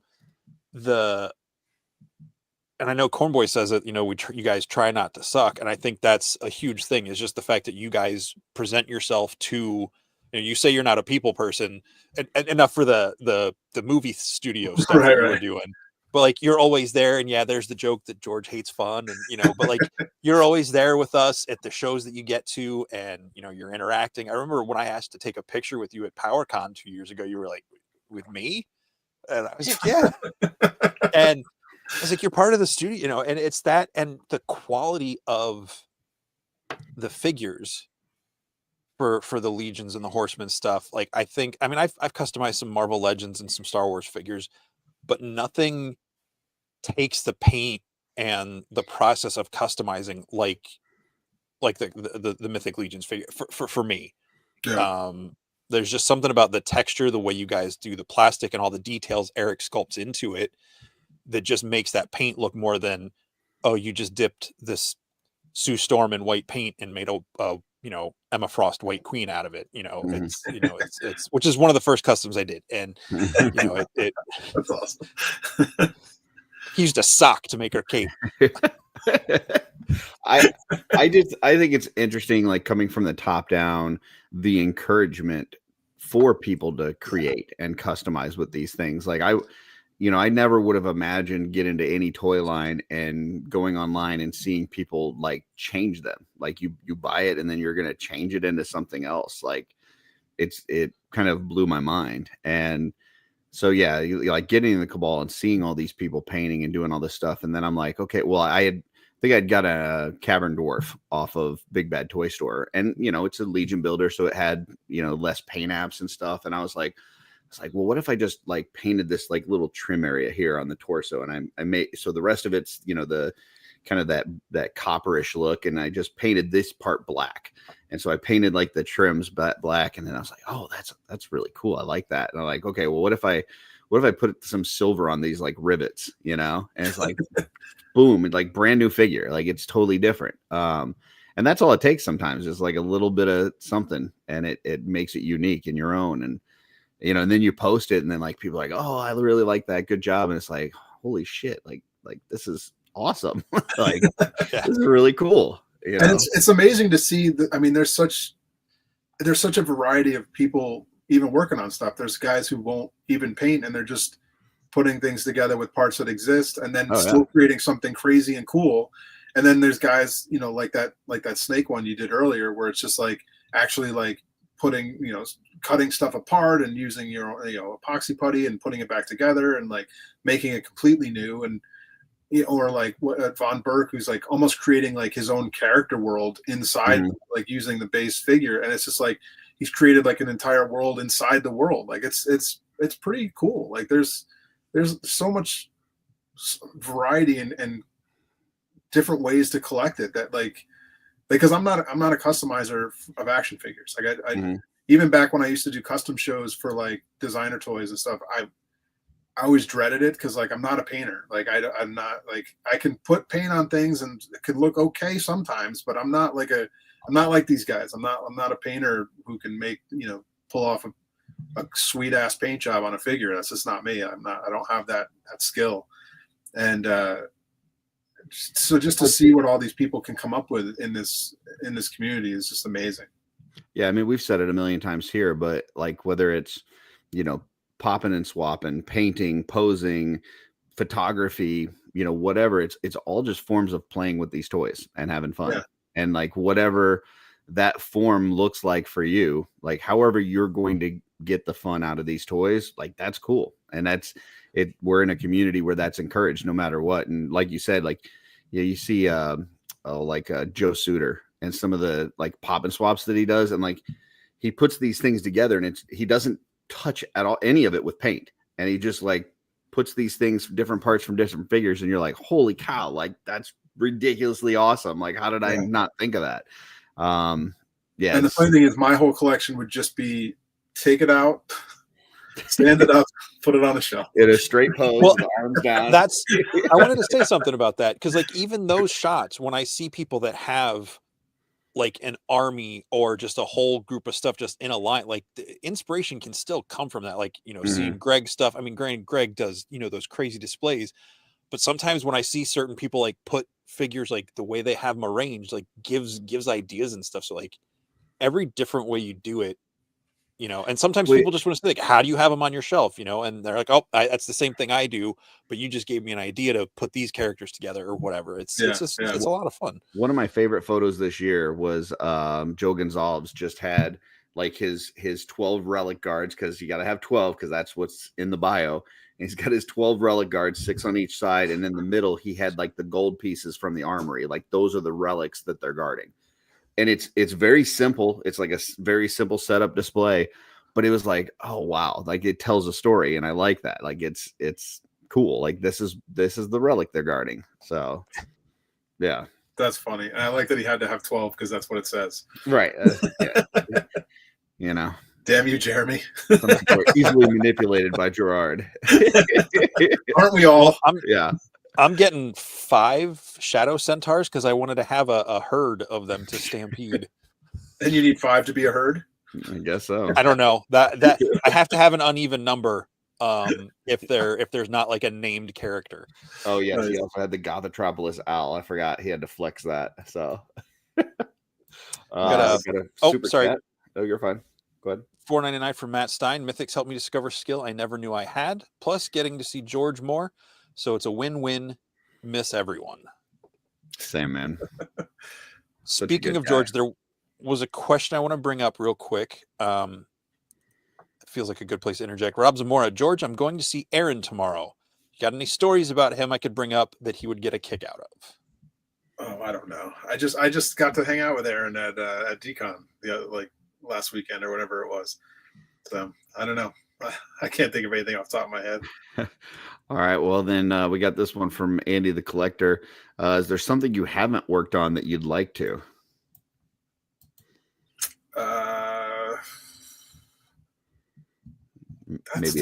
Maybe like a toy line from your youth or anything like that you'd be excited about. You know, I don't know. Like I've never done anything with Smurfs. That would be fun.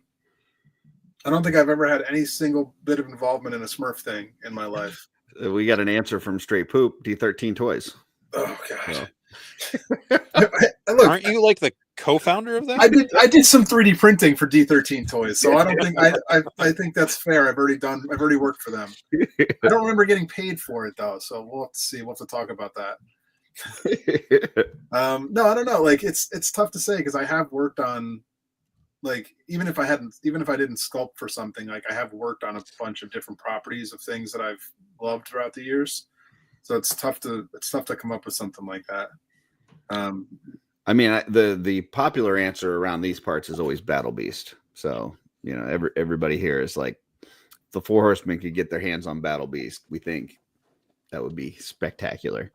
I mean, that line is so tied up and crazy with rights that I doubt it would ever, like, because I mean, who was it? Was it Diamond or DC? One of Diamond Select tried to come out with Battle Beast, but all they had was the name. Like, so the name is now someone else's. Like, I don't know how that line would ever be able to be remade. That's a shame. And there was a comic a couple of years ago that didn't get very far. Yeah, I don't think it's funny because like Joe's that all line, for it. So yeah. Well, we know Joe loves it. We know Walt loves it. I'm a fan, but I've only got a couple in a bucket. That was one of those lines where I had a couple as a kid. I loved them because I loved the little sticker reveal. But it was a line I never collected when I was little. So, and then by the time I loved them enough to care, I was like, I got enough other things I buy already. And then when I was like, you know what, I'm going to do it, then they were too expensive. To the point where I'm not paying that much per figure to collect a line that's that big. And so, like, it's just one of those lines that kind of always escaped me. But yeah, I mean, I would love to see. I mean, could you imagine an Eric Treadaway version of a Battle Beast? That'd be awesome, insane. I mean, an Eric Treadaway version of anything is insane. So yeah, I mean, that would be something that, like, if they did an Infinite Legion, like, I could see using, you know, the Cosmic Legion tusk parts and then, you know, the anthropomorphic heads and stuff, like, and doing something just really spectacular. That would be cool. There's definitely plenty of ways to make that work in our world for sure. Yeah, even like the chest plug, like you could do something with the chest plug and the logo you were talking about and stuff. I always thought that was the neat part of that, was that, like, you bought these things, but you didn't know, like, which faction that they were aligned with until you opened them up. So, like, you didn't know whether, are they going to be friends with the ones I already have? Are they going to be enemies with the ones I already have? Like, you don't know. You know what's weird is I don't think when I was little that I even understood that or paid attention to that. Like, I don't think I knew that you could get the same guy in 3 different. Like, I didn't know that till like last year. Yeah, because maybe like the one I had was the one I thought they all were. So, like, I thought if that guy I had was wood, then everybody of that guy was wood. I had no idea that they came in 3 different versions. Yeah, I got like one of the shark guys. I got one of the shark guys, and I'm like, well, clearly this guy's gonna be water. Like he's a shark. Like he's definitely gonna be. And then I did the rub, and it was fire, and I was like, holy! Like my mind was blown. I was like, this guy aligns with the fire folks, and he's over here with them, and like this is crazy. Like, yeah. So that was just fun. Just I mean, having the way that Four Horsemen does it, and you've got the bios, and all these things before you even get the figure hand is cool. But just that little extra bit of mystery, like if there's every time that they could do that, where it's like you didn't know what faction or what alliance they were with until you open it up, would be kind of cool. So. That was back in when all those like hologram toys were. Yeah. What were those ones with like they were just like the flat front with like a Visionaries. Yeah, where you turn it, look at it, and it's got the little like. Yeah. That's terrible. Yeah, and that's when Transformers were doing that too, like where they had the thermal rubs, where you didn't know if it was an Autobot or Decepticon on some of them. Oh, yeah, that's right. Did that. Yep. Yeah. So that was good times. Gimmicks. Yeah. Now, because we were talking, I don't think they would work for Mythics or Cosmic because the scale's off. But now I can't stop thinking about Glyos versions of the Army Ants. Oh, Army remember the Army Ants? Oh, hell yeah. With their little butt plug that would come off. Wait, that sounds weird. The little butt that would plug on and off. Yeah. Some of them were glow in the dark and they were squishy. And, you had the one guy that was like down with like the skis and he was like the water landing helicopter or whatever. And that would be really fun. I'm going to have to find those. They're got to be in my mom's attic still. Uncle Bob says probably talking about Supernaturals. That's the one. That's the one. That's exactly what was in my head. I always get them and Visionaries mixed up. He says Transformers did it so that you knew that they were real Transformers. So there you go. They weren't knockoffs. Silly knockoff GoBots. Sorry, Cookie, but I had way more GoBots than I had Transformers because we didn't have enough money for Transformers. You didn't have Transformer money? Yeah, I had GoBot money. Leader One was my guy. I loved Leader One. Oh god! And then the what's the motorcycle? Psycho something. I don't know. But the motorcycle was cool too. One of my favorite ones was this, and I think he was a GoBot. Maybe he was a Transformer. I have no idea. He was a little black train, probably like this big, and all he would do, you basically just unfold him. He was just like a little black train that was like Loco Modem or something like that. I can't remember what his name was. Someone out there will know. Well, Cookie apparently had enough money for both. So yeah, Cookie's parents did him right. Psykill, yes, that's the one I was talking about. Psykill, that's a bunch of Psykills in the comments. They were like, and then Cookie says Loco. It must be the one that you were talking about. Was he a GoBot or a Transformer? I think he must have been a GoBot. I couldn't afford. It's a GoBot name. Yeah. So all right, getting a little crazy now. 4-ish Horsemen o'clock. So, I'm sorry. I apologize. I'm sorry already. What else do you want to know? How did this become a thing? Like what tell us about the story leading up to you and Chris doing this show on a weekly basis. It all stemmed back from Toy Break. Okay. But I did Toy Break for 10 years, 2006 to 2016. It was, we did that for a long time. Jim was a fan of it. Like Jim liked, he liked the show. He was, we interviewed him a couple times. When it was talk of me coming out here, he was like, yeah, like you got, you can do a Toy Breaks type show. Like you can do it weekly. Like, but the thing about it was like, when we did Toy Break, we were reviewing everything, like mostly stuff that we would buy, but basically, if someone sent stuff to us, we'd review that too. But like, it was mostly like us talking about the thing we bought that week or whatever it was. We can't, and it was an opinion show. I had a lot of people not like me for 10 years because of that show. I had a lot of people unhappy with me for 10 years. After Toy Break, when that dissolved, we started Toy Geeks with a couple other friends of mine, Ben from 3D Retro. We started a show called Toy Geeks, and we did that for a couple years. And then and when I came out here, Jim was like, come on, you got to do, you'll do like a toy break type show, like do that again. I was like, Jim, I can't give my opinion about toys in the toy industry because we work for everybody. I was like, we can't do that. No one will hire us anymore. I was like, it's already bad enough that I'm here risking me being at your studio with the people that already hate me. And like, thank you for bringing me in, but I that people hate me, right? Like, so it was one of those things where we were like, all right, well, we'll just talk about us. So it kind of like switches the dynamic of the show a lot, and there's not as much to like there's not as much to be able to like riff off of. Because we don't neither of us do any work for the show, as you could see evidently every week, like prep work. Gotcha. Like prep or I mean, like you guys take time and you go through, like, just in the intro before this show just in the intro of this show, you guys went through and you picked out pictures you wanted to discuss. There's a whole format. You have things that you do. Like, we don't have that. We have nothing. We have like, that's I mean, Chris has to get his birthday counter ready, right? That's the one. He does have that prep. He does love to have a birthday counter going. Half the time he forgets the plug for his computer. We're not sure if the battery's going to make it the whole episode. Like, it's a train wreck. It's not a joke. The stuff you see on there on that Wednesday is not a joke. It's literally a train wreck every week. Question, like when Jim's running this by you, did he go, and also you got to take Chris with you? Like, that was part of the thing. He goes, I was like, well, Jim, I don't have time to do all. He's like, oh no, you and Chris will do it. And of course, Chris had he had his own show before all this, where it was like a straight poop, and he wanted to talk, he wanted to do that kind of stuff anyway. But neither of us have the time during the week to prep the show properly the way it should be. We're going to work on it. It is something that we're going to talk now that we've got Brad in house, who's doing. You've seen the videos he makes every new release now.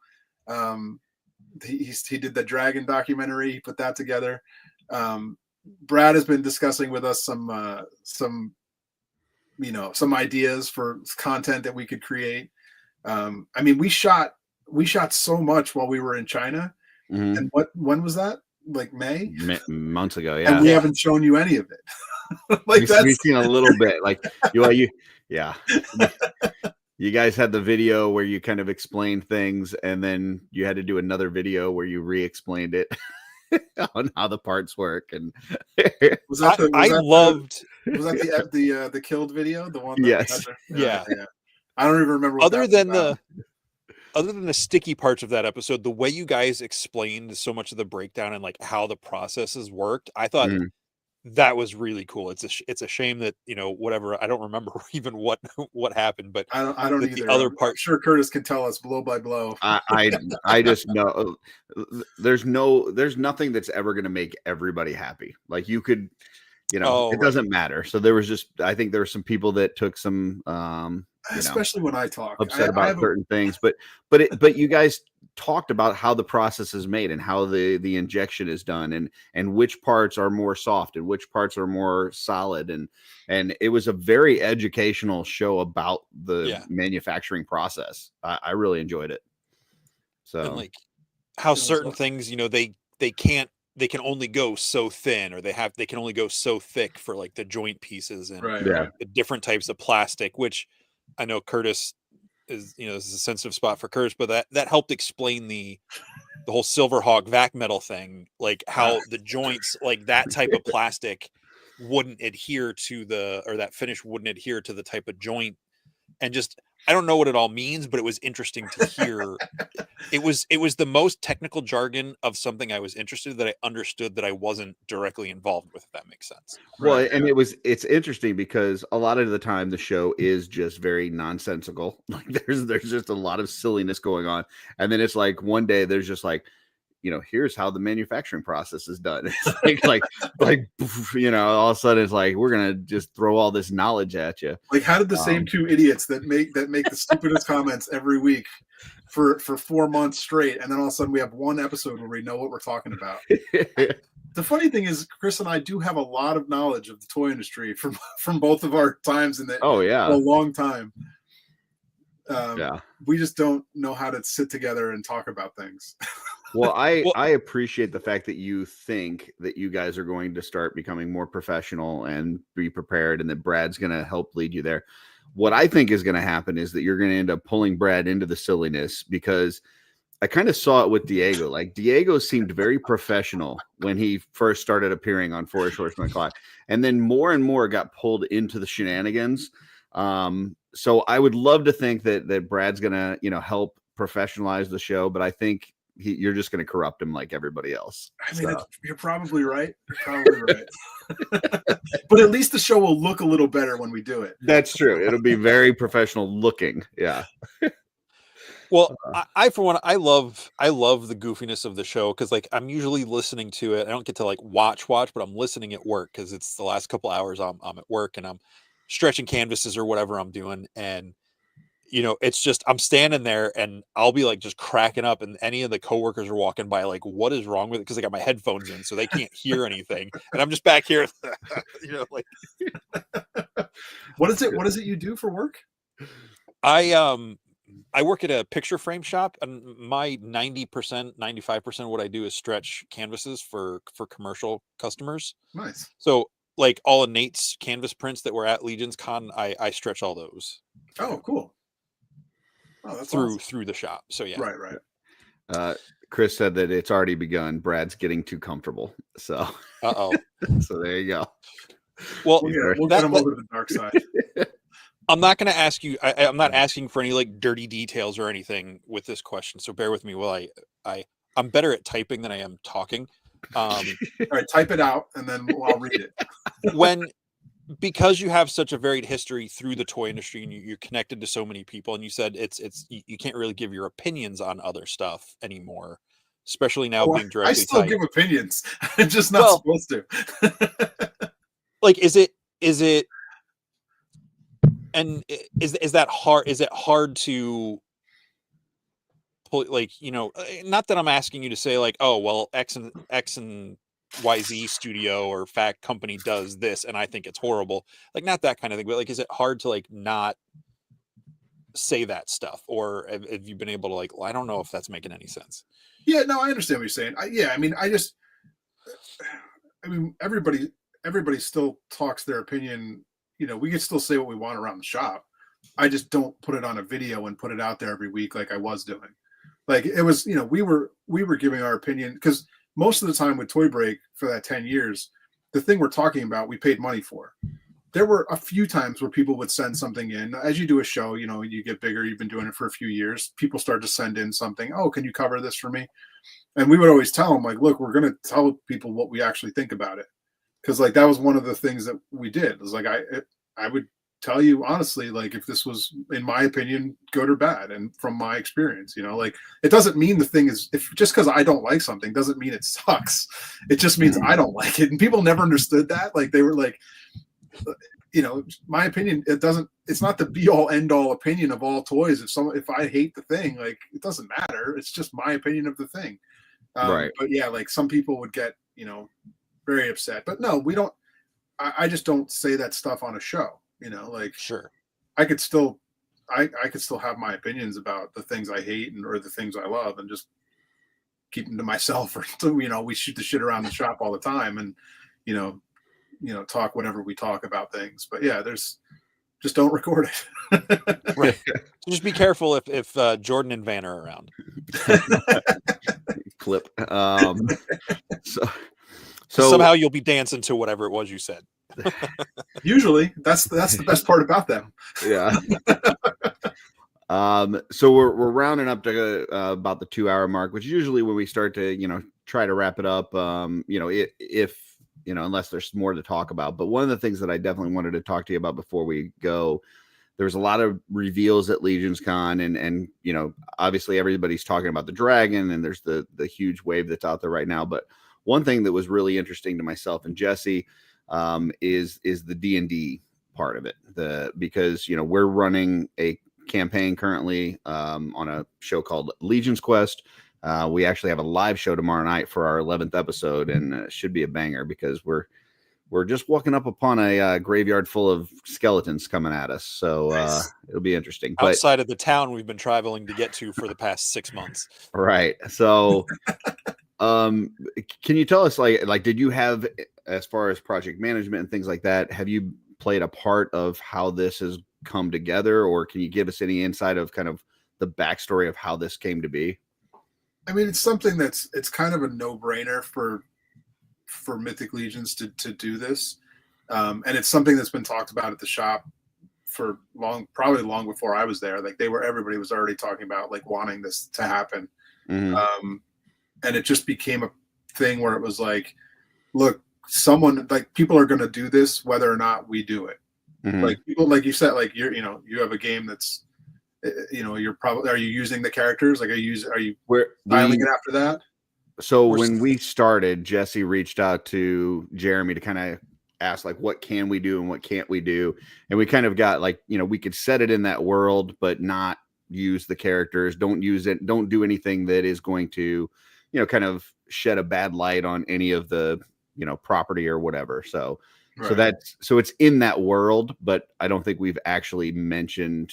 Well, no, there's been, we've mentioned like because we're the guys we're fighting right now are tying into like Necronominus and Aerithir, Right. but those characters have not shown up. A potential avatar of Xylona saved us from like an evil enchantment that was happening. Kind of like a Patronus Harry Potter type thing showed up, and well, I mean, it's a game you're playing on your own. Who's to say? Like, what does Jeremy have to say about what you can and cannot play in your own house? Like, I think since we're doing it live on a show, I just wanted to make sure we weren't, and because we're all tied to stuff, we didn't want to like step on the studio's toes in the wrong way. Yeah, I don't think it's like coming after us, suing us or anything, but we're just, we want to be in good graces. So. Like to accidentally, I don't know if he said it this way, but to like accidentally stumble upon actual plot lines. Cause sometimes people do that in their guessing stuff. So, the other biggest thing is like, I'm playing a fuzz monk. So I like altered, I think it's like a halfling traits. I took a couple things out and added a couple things in to make a fuzz monk a playable race. Yeah. So it's, it's one of those things where it's the idea for it has just been there forever. And it was just a matter of getting the resources of the studio to be able to do it. Like there's really not a lot of time with all the other stuff that's being developed to also develop this thing. But we've got Cameron in-house who is, normally a painter, but has so many years of knowledge of D&D and these kind of games like these, so to have him there and wanting to do this and willing to put in the time, it was just a matter of, all right, how can we get him not painting and doing this? Like when can we have him not painting and actually focusing on this instead? So it was just a matter of trying to make the schedule work where we can like really move people around into the position where we can make it happen. And it finally got to the point where we were like, we have to just do this. Like, it's time, let's just do it. And Cameron spent a lot of time, putting it together, and he's still spending time putting it together. He's still working on it now. He's. I mean, the guy's got his life is those miniatures, man. He's got an attic full of them, and he's sold more miniatures than I've ever seen in my life, probably, and like resold them from his collection, and still has more, to go. Wow. And like, the guy lives and breathes miniatures. So he's the right guy to be like heading that whole thing up for sure. That's awesome. I know this past week I was thinking about, possibly like a crowdfunding Kickstarter or whatever. I believe they said something to that effect for the game. Thinking like stretch goal things could be like, a hardcover, like D&D, they do like those alternate covers where they're more of a graphic design than an image. Right. If that makes sense.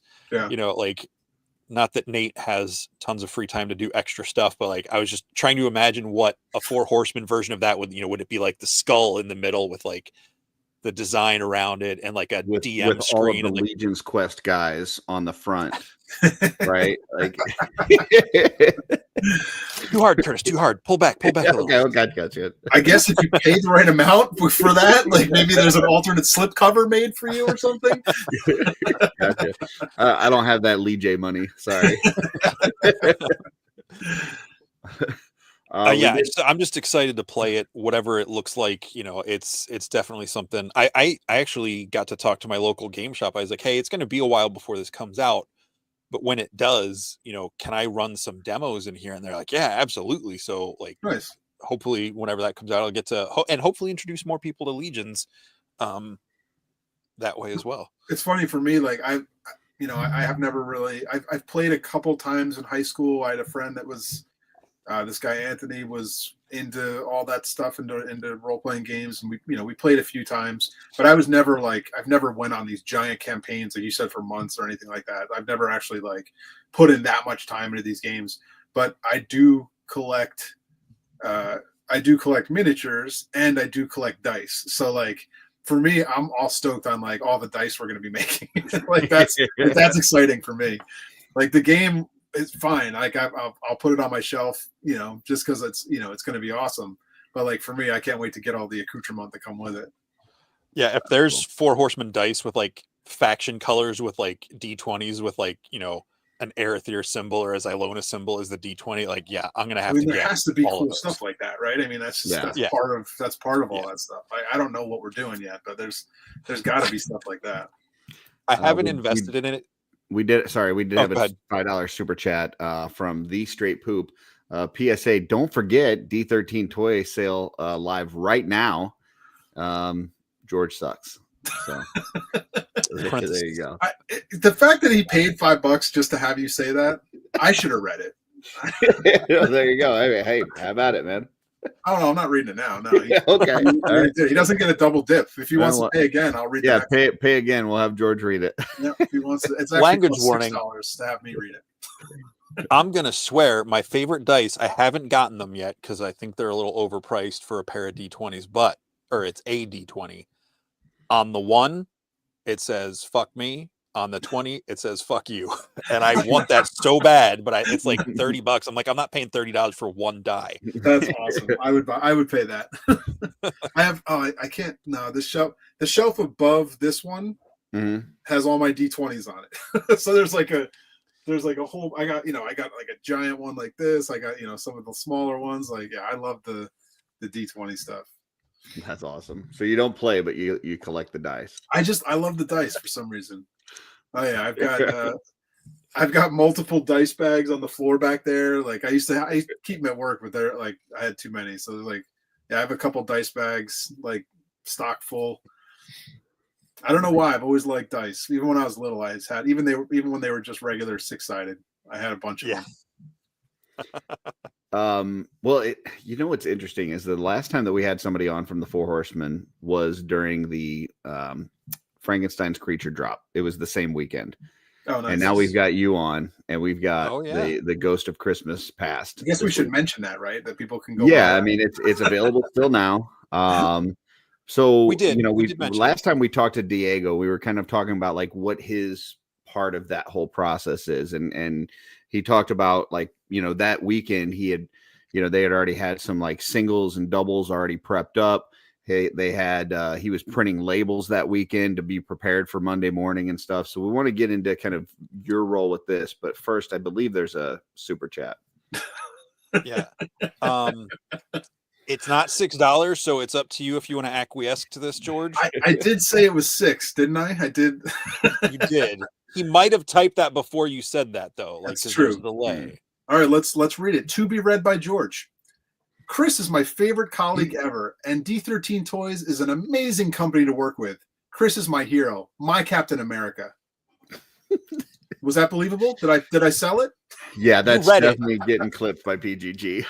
In my opinion, if you read it out loud, doesn't matter with what enthusiasm. They're not paying for the performance. They're paying for the audible. Wasn't paying for acting skills. Oh, damn it. Yes, that was great. But you sold it. Yeah. I think it was have Chris give you another $1 tomorrow at work, and we'll send you this 5. All right. So when it comes to the figure obscura and like the process with that, and specifically like with this figure, so kind of tell us. It feels like this is really like the whole company kind of coming together with these things. Like you can see it all the way through. So tell us a little bit about your part with the figure obscura. My part is just keeping my mouth shut for that long. Like that's really it. Like, you know, it's Eric's baby. All the like everything. You know, people have opinions on things as it's going through, and a lot of times, like, you know, someone will be like, "Oh, this should come with this kind of thing" or whatever, and you know, it'll sometimes happen. Like it'll sometimes be like Eric be like, "Oh, that's a great idea. Like, yeah, we should put that." But yeah, I have very little to do with anything like that. I'm mostly just, you know, there to help Eric, you know, get what he needs done at the shop. Like I don't put my 2 cents in. It's not my, you know, these aren't my babies. Like I just want to help him create the best thing that he's going to create. So then maybe kind of what it's like seeing all of it come together. So I mean, you know what, it's cool because I generally do see them in parts first, because like as he's working on them, he'll send over pieces. So it'll be like, oh, here's, you know, here's the new feet, or here's the new arms, or you know, you get them piecemealed over, and you know, we're just printing them out and looking at the print, and then all of a sudden, like, you know, Joe will pull the parts for like, all right, these are the parts that are existing that we could still use. He pulls those together, and then, you know, somebody's in the back cleaning it up, whoever's cleaning up the figure that day. Generally Joe will build it to like show, you know, to put it together to see how, make sure it all works. And then like you kind of see it as a figure in a tray for the first time, you know, all in grayscale because it's all printed, or, you know, even with parts of action figures put together with it. And you just like, oh my God, like, look at this thing. Like, cause you know, until then you've just seen it in all these little pieces. Right. And, yeah, so it is pretty amazing to like, but then you can't talk about it. Like the hardest part of these figure obscuras is like just shutting up about it for so long, like that you can't say anything. I guess. What about like the box art and stuff? Do you get to see any of that ahead of time? Yeah, this like on the one that the Marley where they had us as ghosts. So that was kept from me until the day it arrived in this, like off the truck. Like we unloaded the boxes, somebody pulled it out, and I saw the box, and I was like, "What?" Like that's like it was the coolest. Like right, to have Nate do like a portrait of you is like the coolest thing. Like that's what it kind of sucked. We didn't have the time. Like Nate didn't have the time this year for the Legions Con tribute figures to do Chris and I's figure. So like we didn't get a Nate drawing, you know, granted the Trevor photography is awesome and I love it. Right. But we didn't get to have a Nate drawing of our figures. But yeah, to have an actual portrait of me done by Nate was like amazing. And it's like freaking huge on the side of the box. And like, I was totally thrilled with that. And then for this one, you know, I believe the pictures have already been shared. Yep. Greg showed me his updated version of the party scene with Jim in the middle, and like to see that, like, you know, to watch Nate create these pieces, because you know we're seeing him, you know, he'll send, you know, just roughs and everything, and then the next time you see it, like there's Jim in the middle, and you're like, oh my God, look at it. Like to see it come through like that was really cool. And this one we actually was, not only did we keep it a surprise from Jim, but it was also a surprise for Jeremy. Yeah, he said you guys sent him fake art. Yeah, so Jeremy saw a completely different, and you know, and approved a completely different picture than the one that was in the final piece. One without him in it, and it was a, you know, completely different setup in there. So it was actually funny to keep that. And we were partway through like getting everything to the factory, and Chris was like, "Crap, the booklet." He's like, "We got to change the booklet," because like Jeremy does the booklet. He lays out the whole. Jeremy lays out all the art in the booklet, so we had to figure out how to change that image without telling him that we needed the file without the word. So like we had to do a whole bunch of stuff, like to digitally change that one image just to keep the prank going. Just to keep the prank from Jeremy that he was going to be in the book. Yeah, so that was pretty cool. That's but yeah, awesome. it's it's for me, it's just more it's the fun of like seeing it when it comes back from the samples from the factory. That's the time when I'm just like, man, this thing is going to look killer. Like, see, the paint masters are one thing, but like, your paint masters are always going to look awesome. So it's like, as long as it comes back looking awesome from the factory, that's when it's like, oh yeah, this is going to work. This is cool. That's awesome. Yeah. I mean, just, it's such a unique experience in the toy industry that you see something revealed for the first you get it teased, and everybody does their little speculation. Because even though this one, the hint was a little bit more obvious, and we already got Marley last year, so we kind of, could draw your conclusions that maybe it was a continuation, and it makes sense to start with the Ghost of Christmas Past. You don't know which version it's going to be and what it's going to look like, because, it's got to be Treadaway's version of this. So from the tease to the reveal, the Bill's review, which he always does an amazing review on it on Dork Lair, and then within like a week or two you got this thing in hands and you're ready to go. Like it's as close to instant gratification in the toy world as you can get. Yeah, I mean some people have it before the end of the week. I assume like the people, the packages that go out Monday and Tuesday. Yeah, like, though people have it in a couple days, and it'll be in your hands, and someone will know what the secret is. And well, yeah, hopefully they don't share it. The thing I saw said that they were asking everybody to keep it till December 25th. So we've posted that in the Cabal, and hopefully people can honor that. But we'll see. Has it ever been spoiled for you? Have you ever? Yeah. Oh, really? Yeah. Oh, that sucks.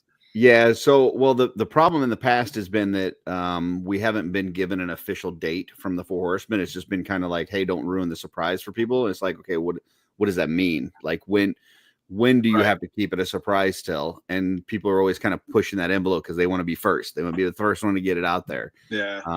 And so, then somebody's got to try to post. And then if you don't let them post it, or you say something about it, then it's, well, you're infringing my right to post my cool toy that I like. And it's like, just don't be a dick, like you're ruining it for somebody else. So, if you're somebody out there that doesn't care about the surprise and you would rather know ahead of time, you could always message somebody that got it early. That's fine. But hopefully nobody posts it, ahead of time. And don't post it in comments, because Facebook doesn't honor that thing where they would, it would always be like the earliest post at the top. Like if you pull your comments, it's going to be whatever's getting the most engagement or the most relevant, or whatever your settings are.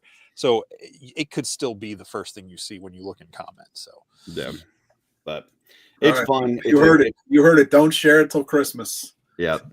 So it's just an awesome process. I love the fact that, just the whirlwind, from, like I said, the tease to the getting it in hand, but then also just the amount of collaboration between, everybody at the studio to get this thing out there, in the photography and the box art and the painting. And yeah, it's so cool. It's just a very unique thing. It's my favorite line just because of just all of that. But yeah, I can't imagine trying to keep that secret. That would, because you guys know for what, close to a year. Is that about right? It's a while. Yeah, it's about that. It's funny. So when I first started, it was right before I came to the studio in person in like July, like a mid-July, and that was right before they were going to release Krampus as the first like secret drop figure. And Chris, it was so like Chris, he called it the K. He would just say K. He wouldn't say Krampus, and he wouldn't even he wouldn't speak the name in the office. Like there's no one in, like you guys have both been to the studio. Yeah. There's no, it's not like there's people just milling about from outside. Like there's no one around. Like, but he wouldn't even say the word Krampus out loud, even in like the hallway, of the studio. Like he had to go into his office and close the door to say the word Krampus. And even then he would be like, oh, Krampus. Yeah. I was on a show yesterday with Jeremy and Trevor, and they said that Chris was very intimidating during the Krampus one. Like to the point where he was like calling up Trevor, and he's like, if anybody finds out, we're gonna know it's you. Like you need, like, you can't say anything to anybody. Yeah, like, yeah, he was insane about Krampus. Like it was, I was like, what is happening in this place? Like, is this real? Like, well, and that's the thing now, to the point where, like, if anybody from the studio says anything out loud, someone's going to be like, oh, that means this figure's coming out. Even if they just said, like, oh, you know, my dog's name is Bigfoot, they're making a Bigfoot figure. Yeah, you know? exactly. Yeah. Well, you heard it here first. Bigfoot's next figure. Yeah. Yeah, just Hey, like George said it, not me. Yeah, the 3-foot dragon. Like, you know, Cornboy says something on an interview, and then all of a sudden, you know, 5 years later, everybody's like, "Where's the dragon? Where's the dragon?" So, what's the next big thing? What's the next big thing people are waiting on? So, I know. How do you go past the dragon now? How do you do next? Chris says, in my defense, it was the very first one, and it was a huge surprise. It would have sucked if it got leaked. Yeah, definitely, for sure. I mean, I think that was even before it was called Figure Obscura, right? It wasn't. Yeah, it didn't. If you look at the original Krampus box art and stuff, there's like no mention of Figure Obscura on it. So we need to do a 2.0 on him and just make him, like, bring him into the actual wave. Yeah, that'd be cool. Hey, with that, with the Wendaje the Cackler buck. That'd be interesting. It's not my idea. Someone else said that already. Someone else was suggesting that. Well, George, we really appreciate you being on. This was a ton of fun. Just getting to know you a little bit better. What else you got coming up? You got any shows that you guys are doing before the end of the year? Thankfully, I don't think so. Okay. At least nothing I'm going to be at. There's only a couple weeks left, and we get a little break. We got plenty to do already at the studio, though, so we're not slowing down. Yeah, shipping mode right now with the Christmas past, and then Cookie and his guys are going to be in for it. And then Necronominus should be right on the heels of that, right? It should be pretty soon, I would imagine. I hope so. Chris could speak to that. I have nothing to do with, like, shipping update. Once it goes from a project management to a product management, that becomes Chris's domain, and Gotcha. He could tell you all about that. So you can see more of George Wednesday around 4. Well, much like my wife is going to kill me, I'm going to say don't watch that show. It's probably not for everybody. I say the same thing about our OffWorld show on Friday nights. I tell people not to watch it, but if you still do want to watch it, Wednesday around 4-ish. Chris will be on at 4, even though it's 4-ish o'clock. And I come in at the right time, the ish o'clock. You come at the ish, yeah. Unless you guys are in Vegas, then it's whenever. All bets are off. It's Vegas. It's 4 o'clock somewhere, yeah. So it's Vegas time. What are you gonna do? Awesome. Well, since you brought it up, I'm gonna bring it up. Right over here, it says the first part of this wave's production, including all StoreHorseman.com pre-orders, is completed and preparing to ship from China to our New Jersey warehouse. Expected arrival date is late December, early January, and shipping will begin immediately upon arrival. The remainder of the order, parentheses, international and large retailers, close parentheses, is in production now and will be completed shortly and scheduled for shipping. Beautiful. Whatever that means. Yeah, exactly. That's a lot of words to let you know it's coming soon. We do have one question here that I think would be good to end on because I'm interested in this as well. Andy the Collector says, question real quick. How do you decide who goes to the shows? So is that something that you guys sign up for or volunteer? Or they kind of voluntold you? Like, how does that work? Voluntold you? Yeah. It's a little bit of both. There's we kind of have a regular system of, like, there's a couple of us trained on register. So we need, it's either going to be Jim, me, or Diego are going to be at least one of the people there. Because we're kind of the register guys, and then we, someone to help, set up things the proper way to look on the thing, and but it's also kind of who wants to go, who's available in the studio at the time, because, like, depending on, like, if there was a show this week, obviously, Cookie and his team are busy, so they probably wouldn't be able to do it. Gotcha. So things like that. It depends on, like, what's going on at the studio at the time. Who's needed around, but Joe is kind of our our show prep guy. He gets, all the cases, all the, stuff ready that's going to be like needed for the show, like the tablecloths and tables and, open figures and things like that. He kind of knows like what all needs to go. Cookie gets all the boxes with Cookie and Diego kind of get all that with Jeremy, and they figure out what's going to the show and how to put it out there. And then, whichever ones of us from the studio get to go as like helping. It's also kind of like who wants to go though. Like if you want to go, like Toylanta is one of my favorite shows. Like I want to go to that every year. Like I love that. Like something about that show is just really fun for me. It's got the kind of stuff I like to collect there. Mm-hmm. Same with like Shop the Curiosity out here in Connecticut. Those two are like two that I'll probably always try and go to just because I like the stuff that's at those shows. I mean, Muskegon's pretty fun too. I would like to hit that one up at some point, but that is already called by Jim, Cornboy, and Jeremy. They they kind of got that one on lock.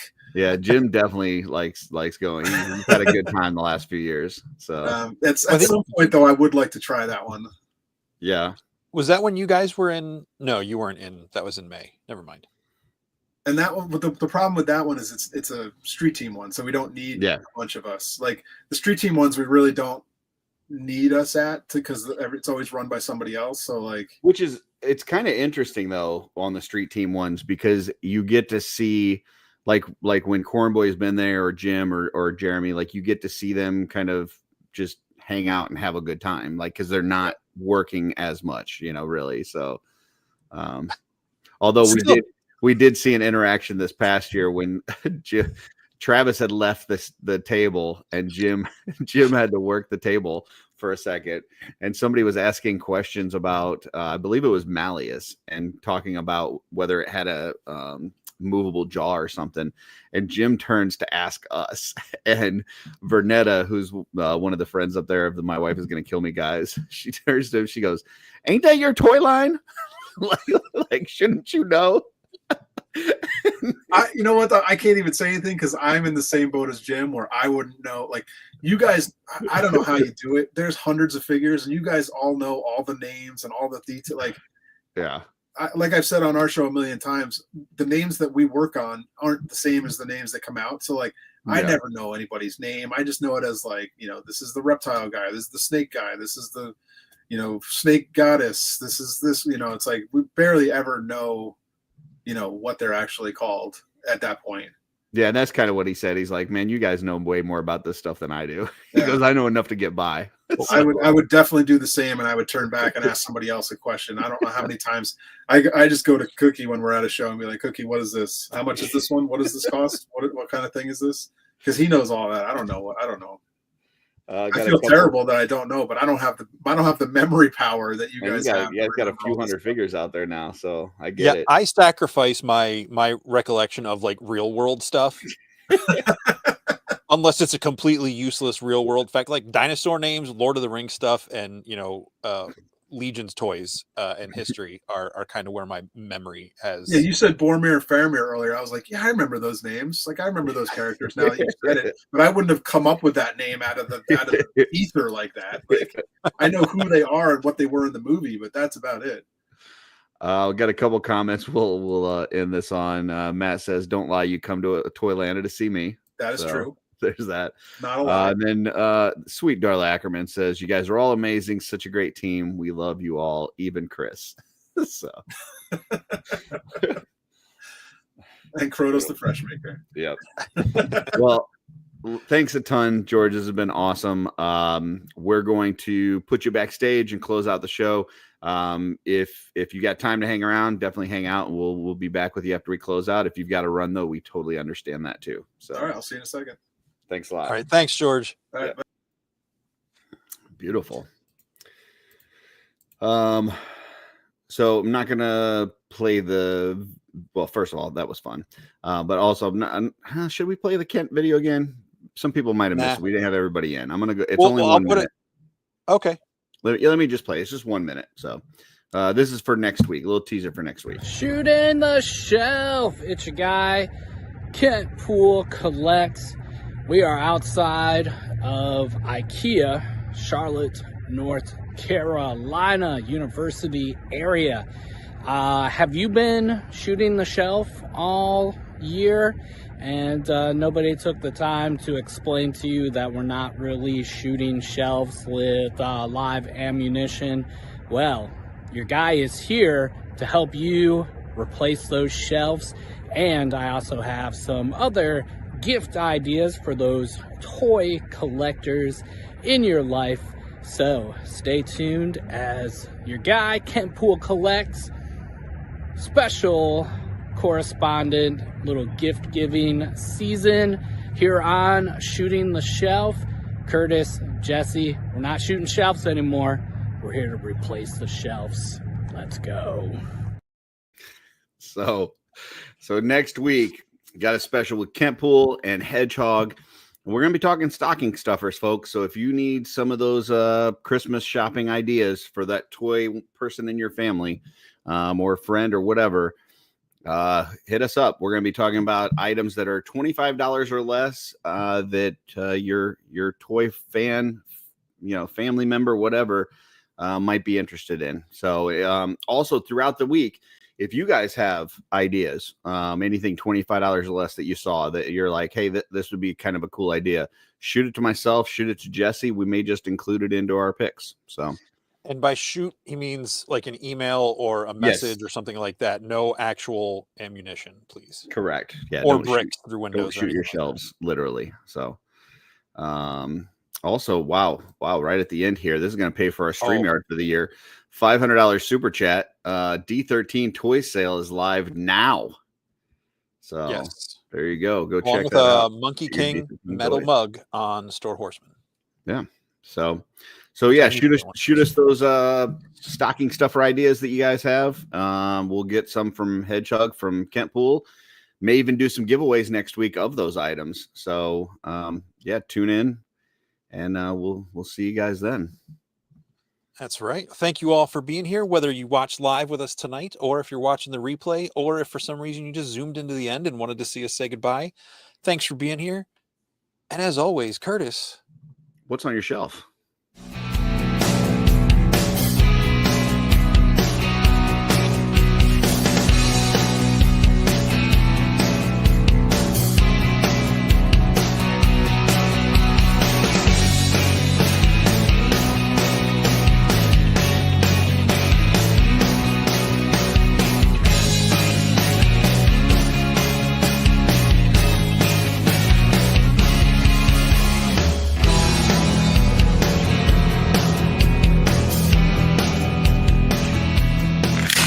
no!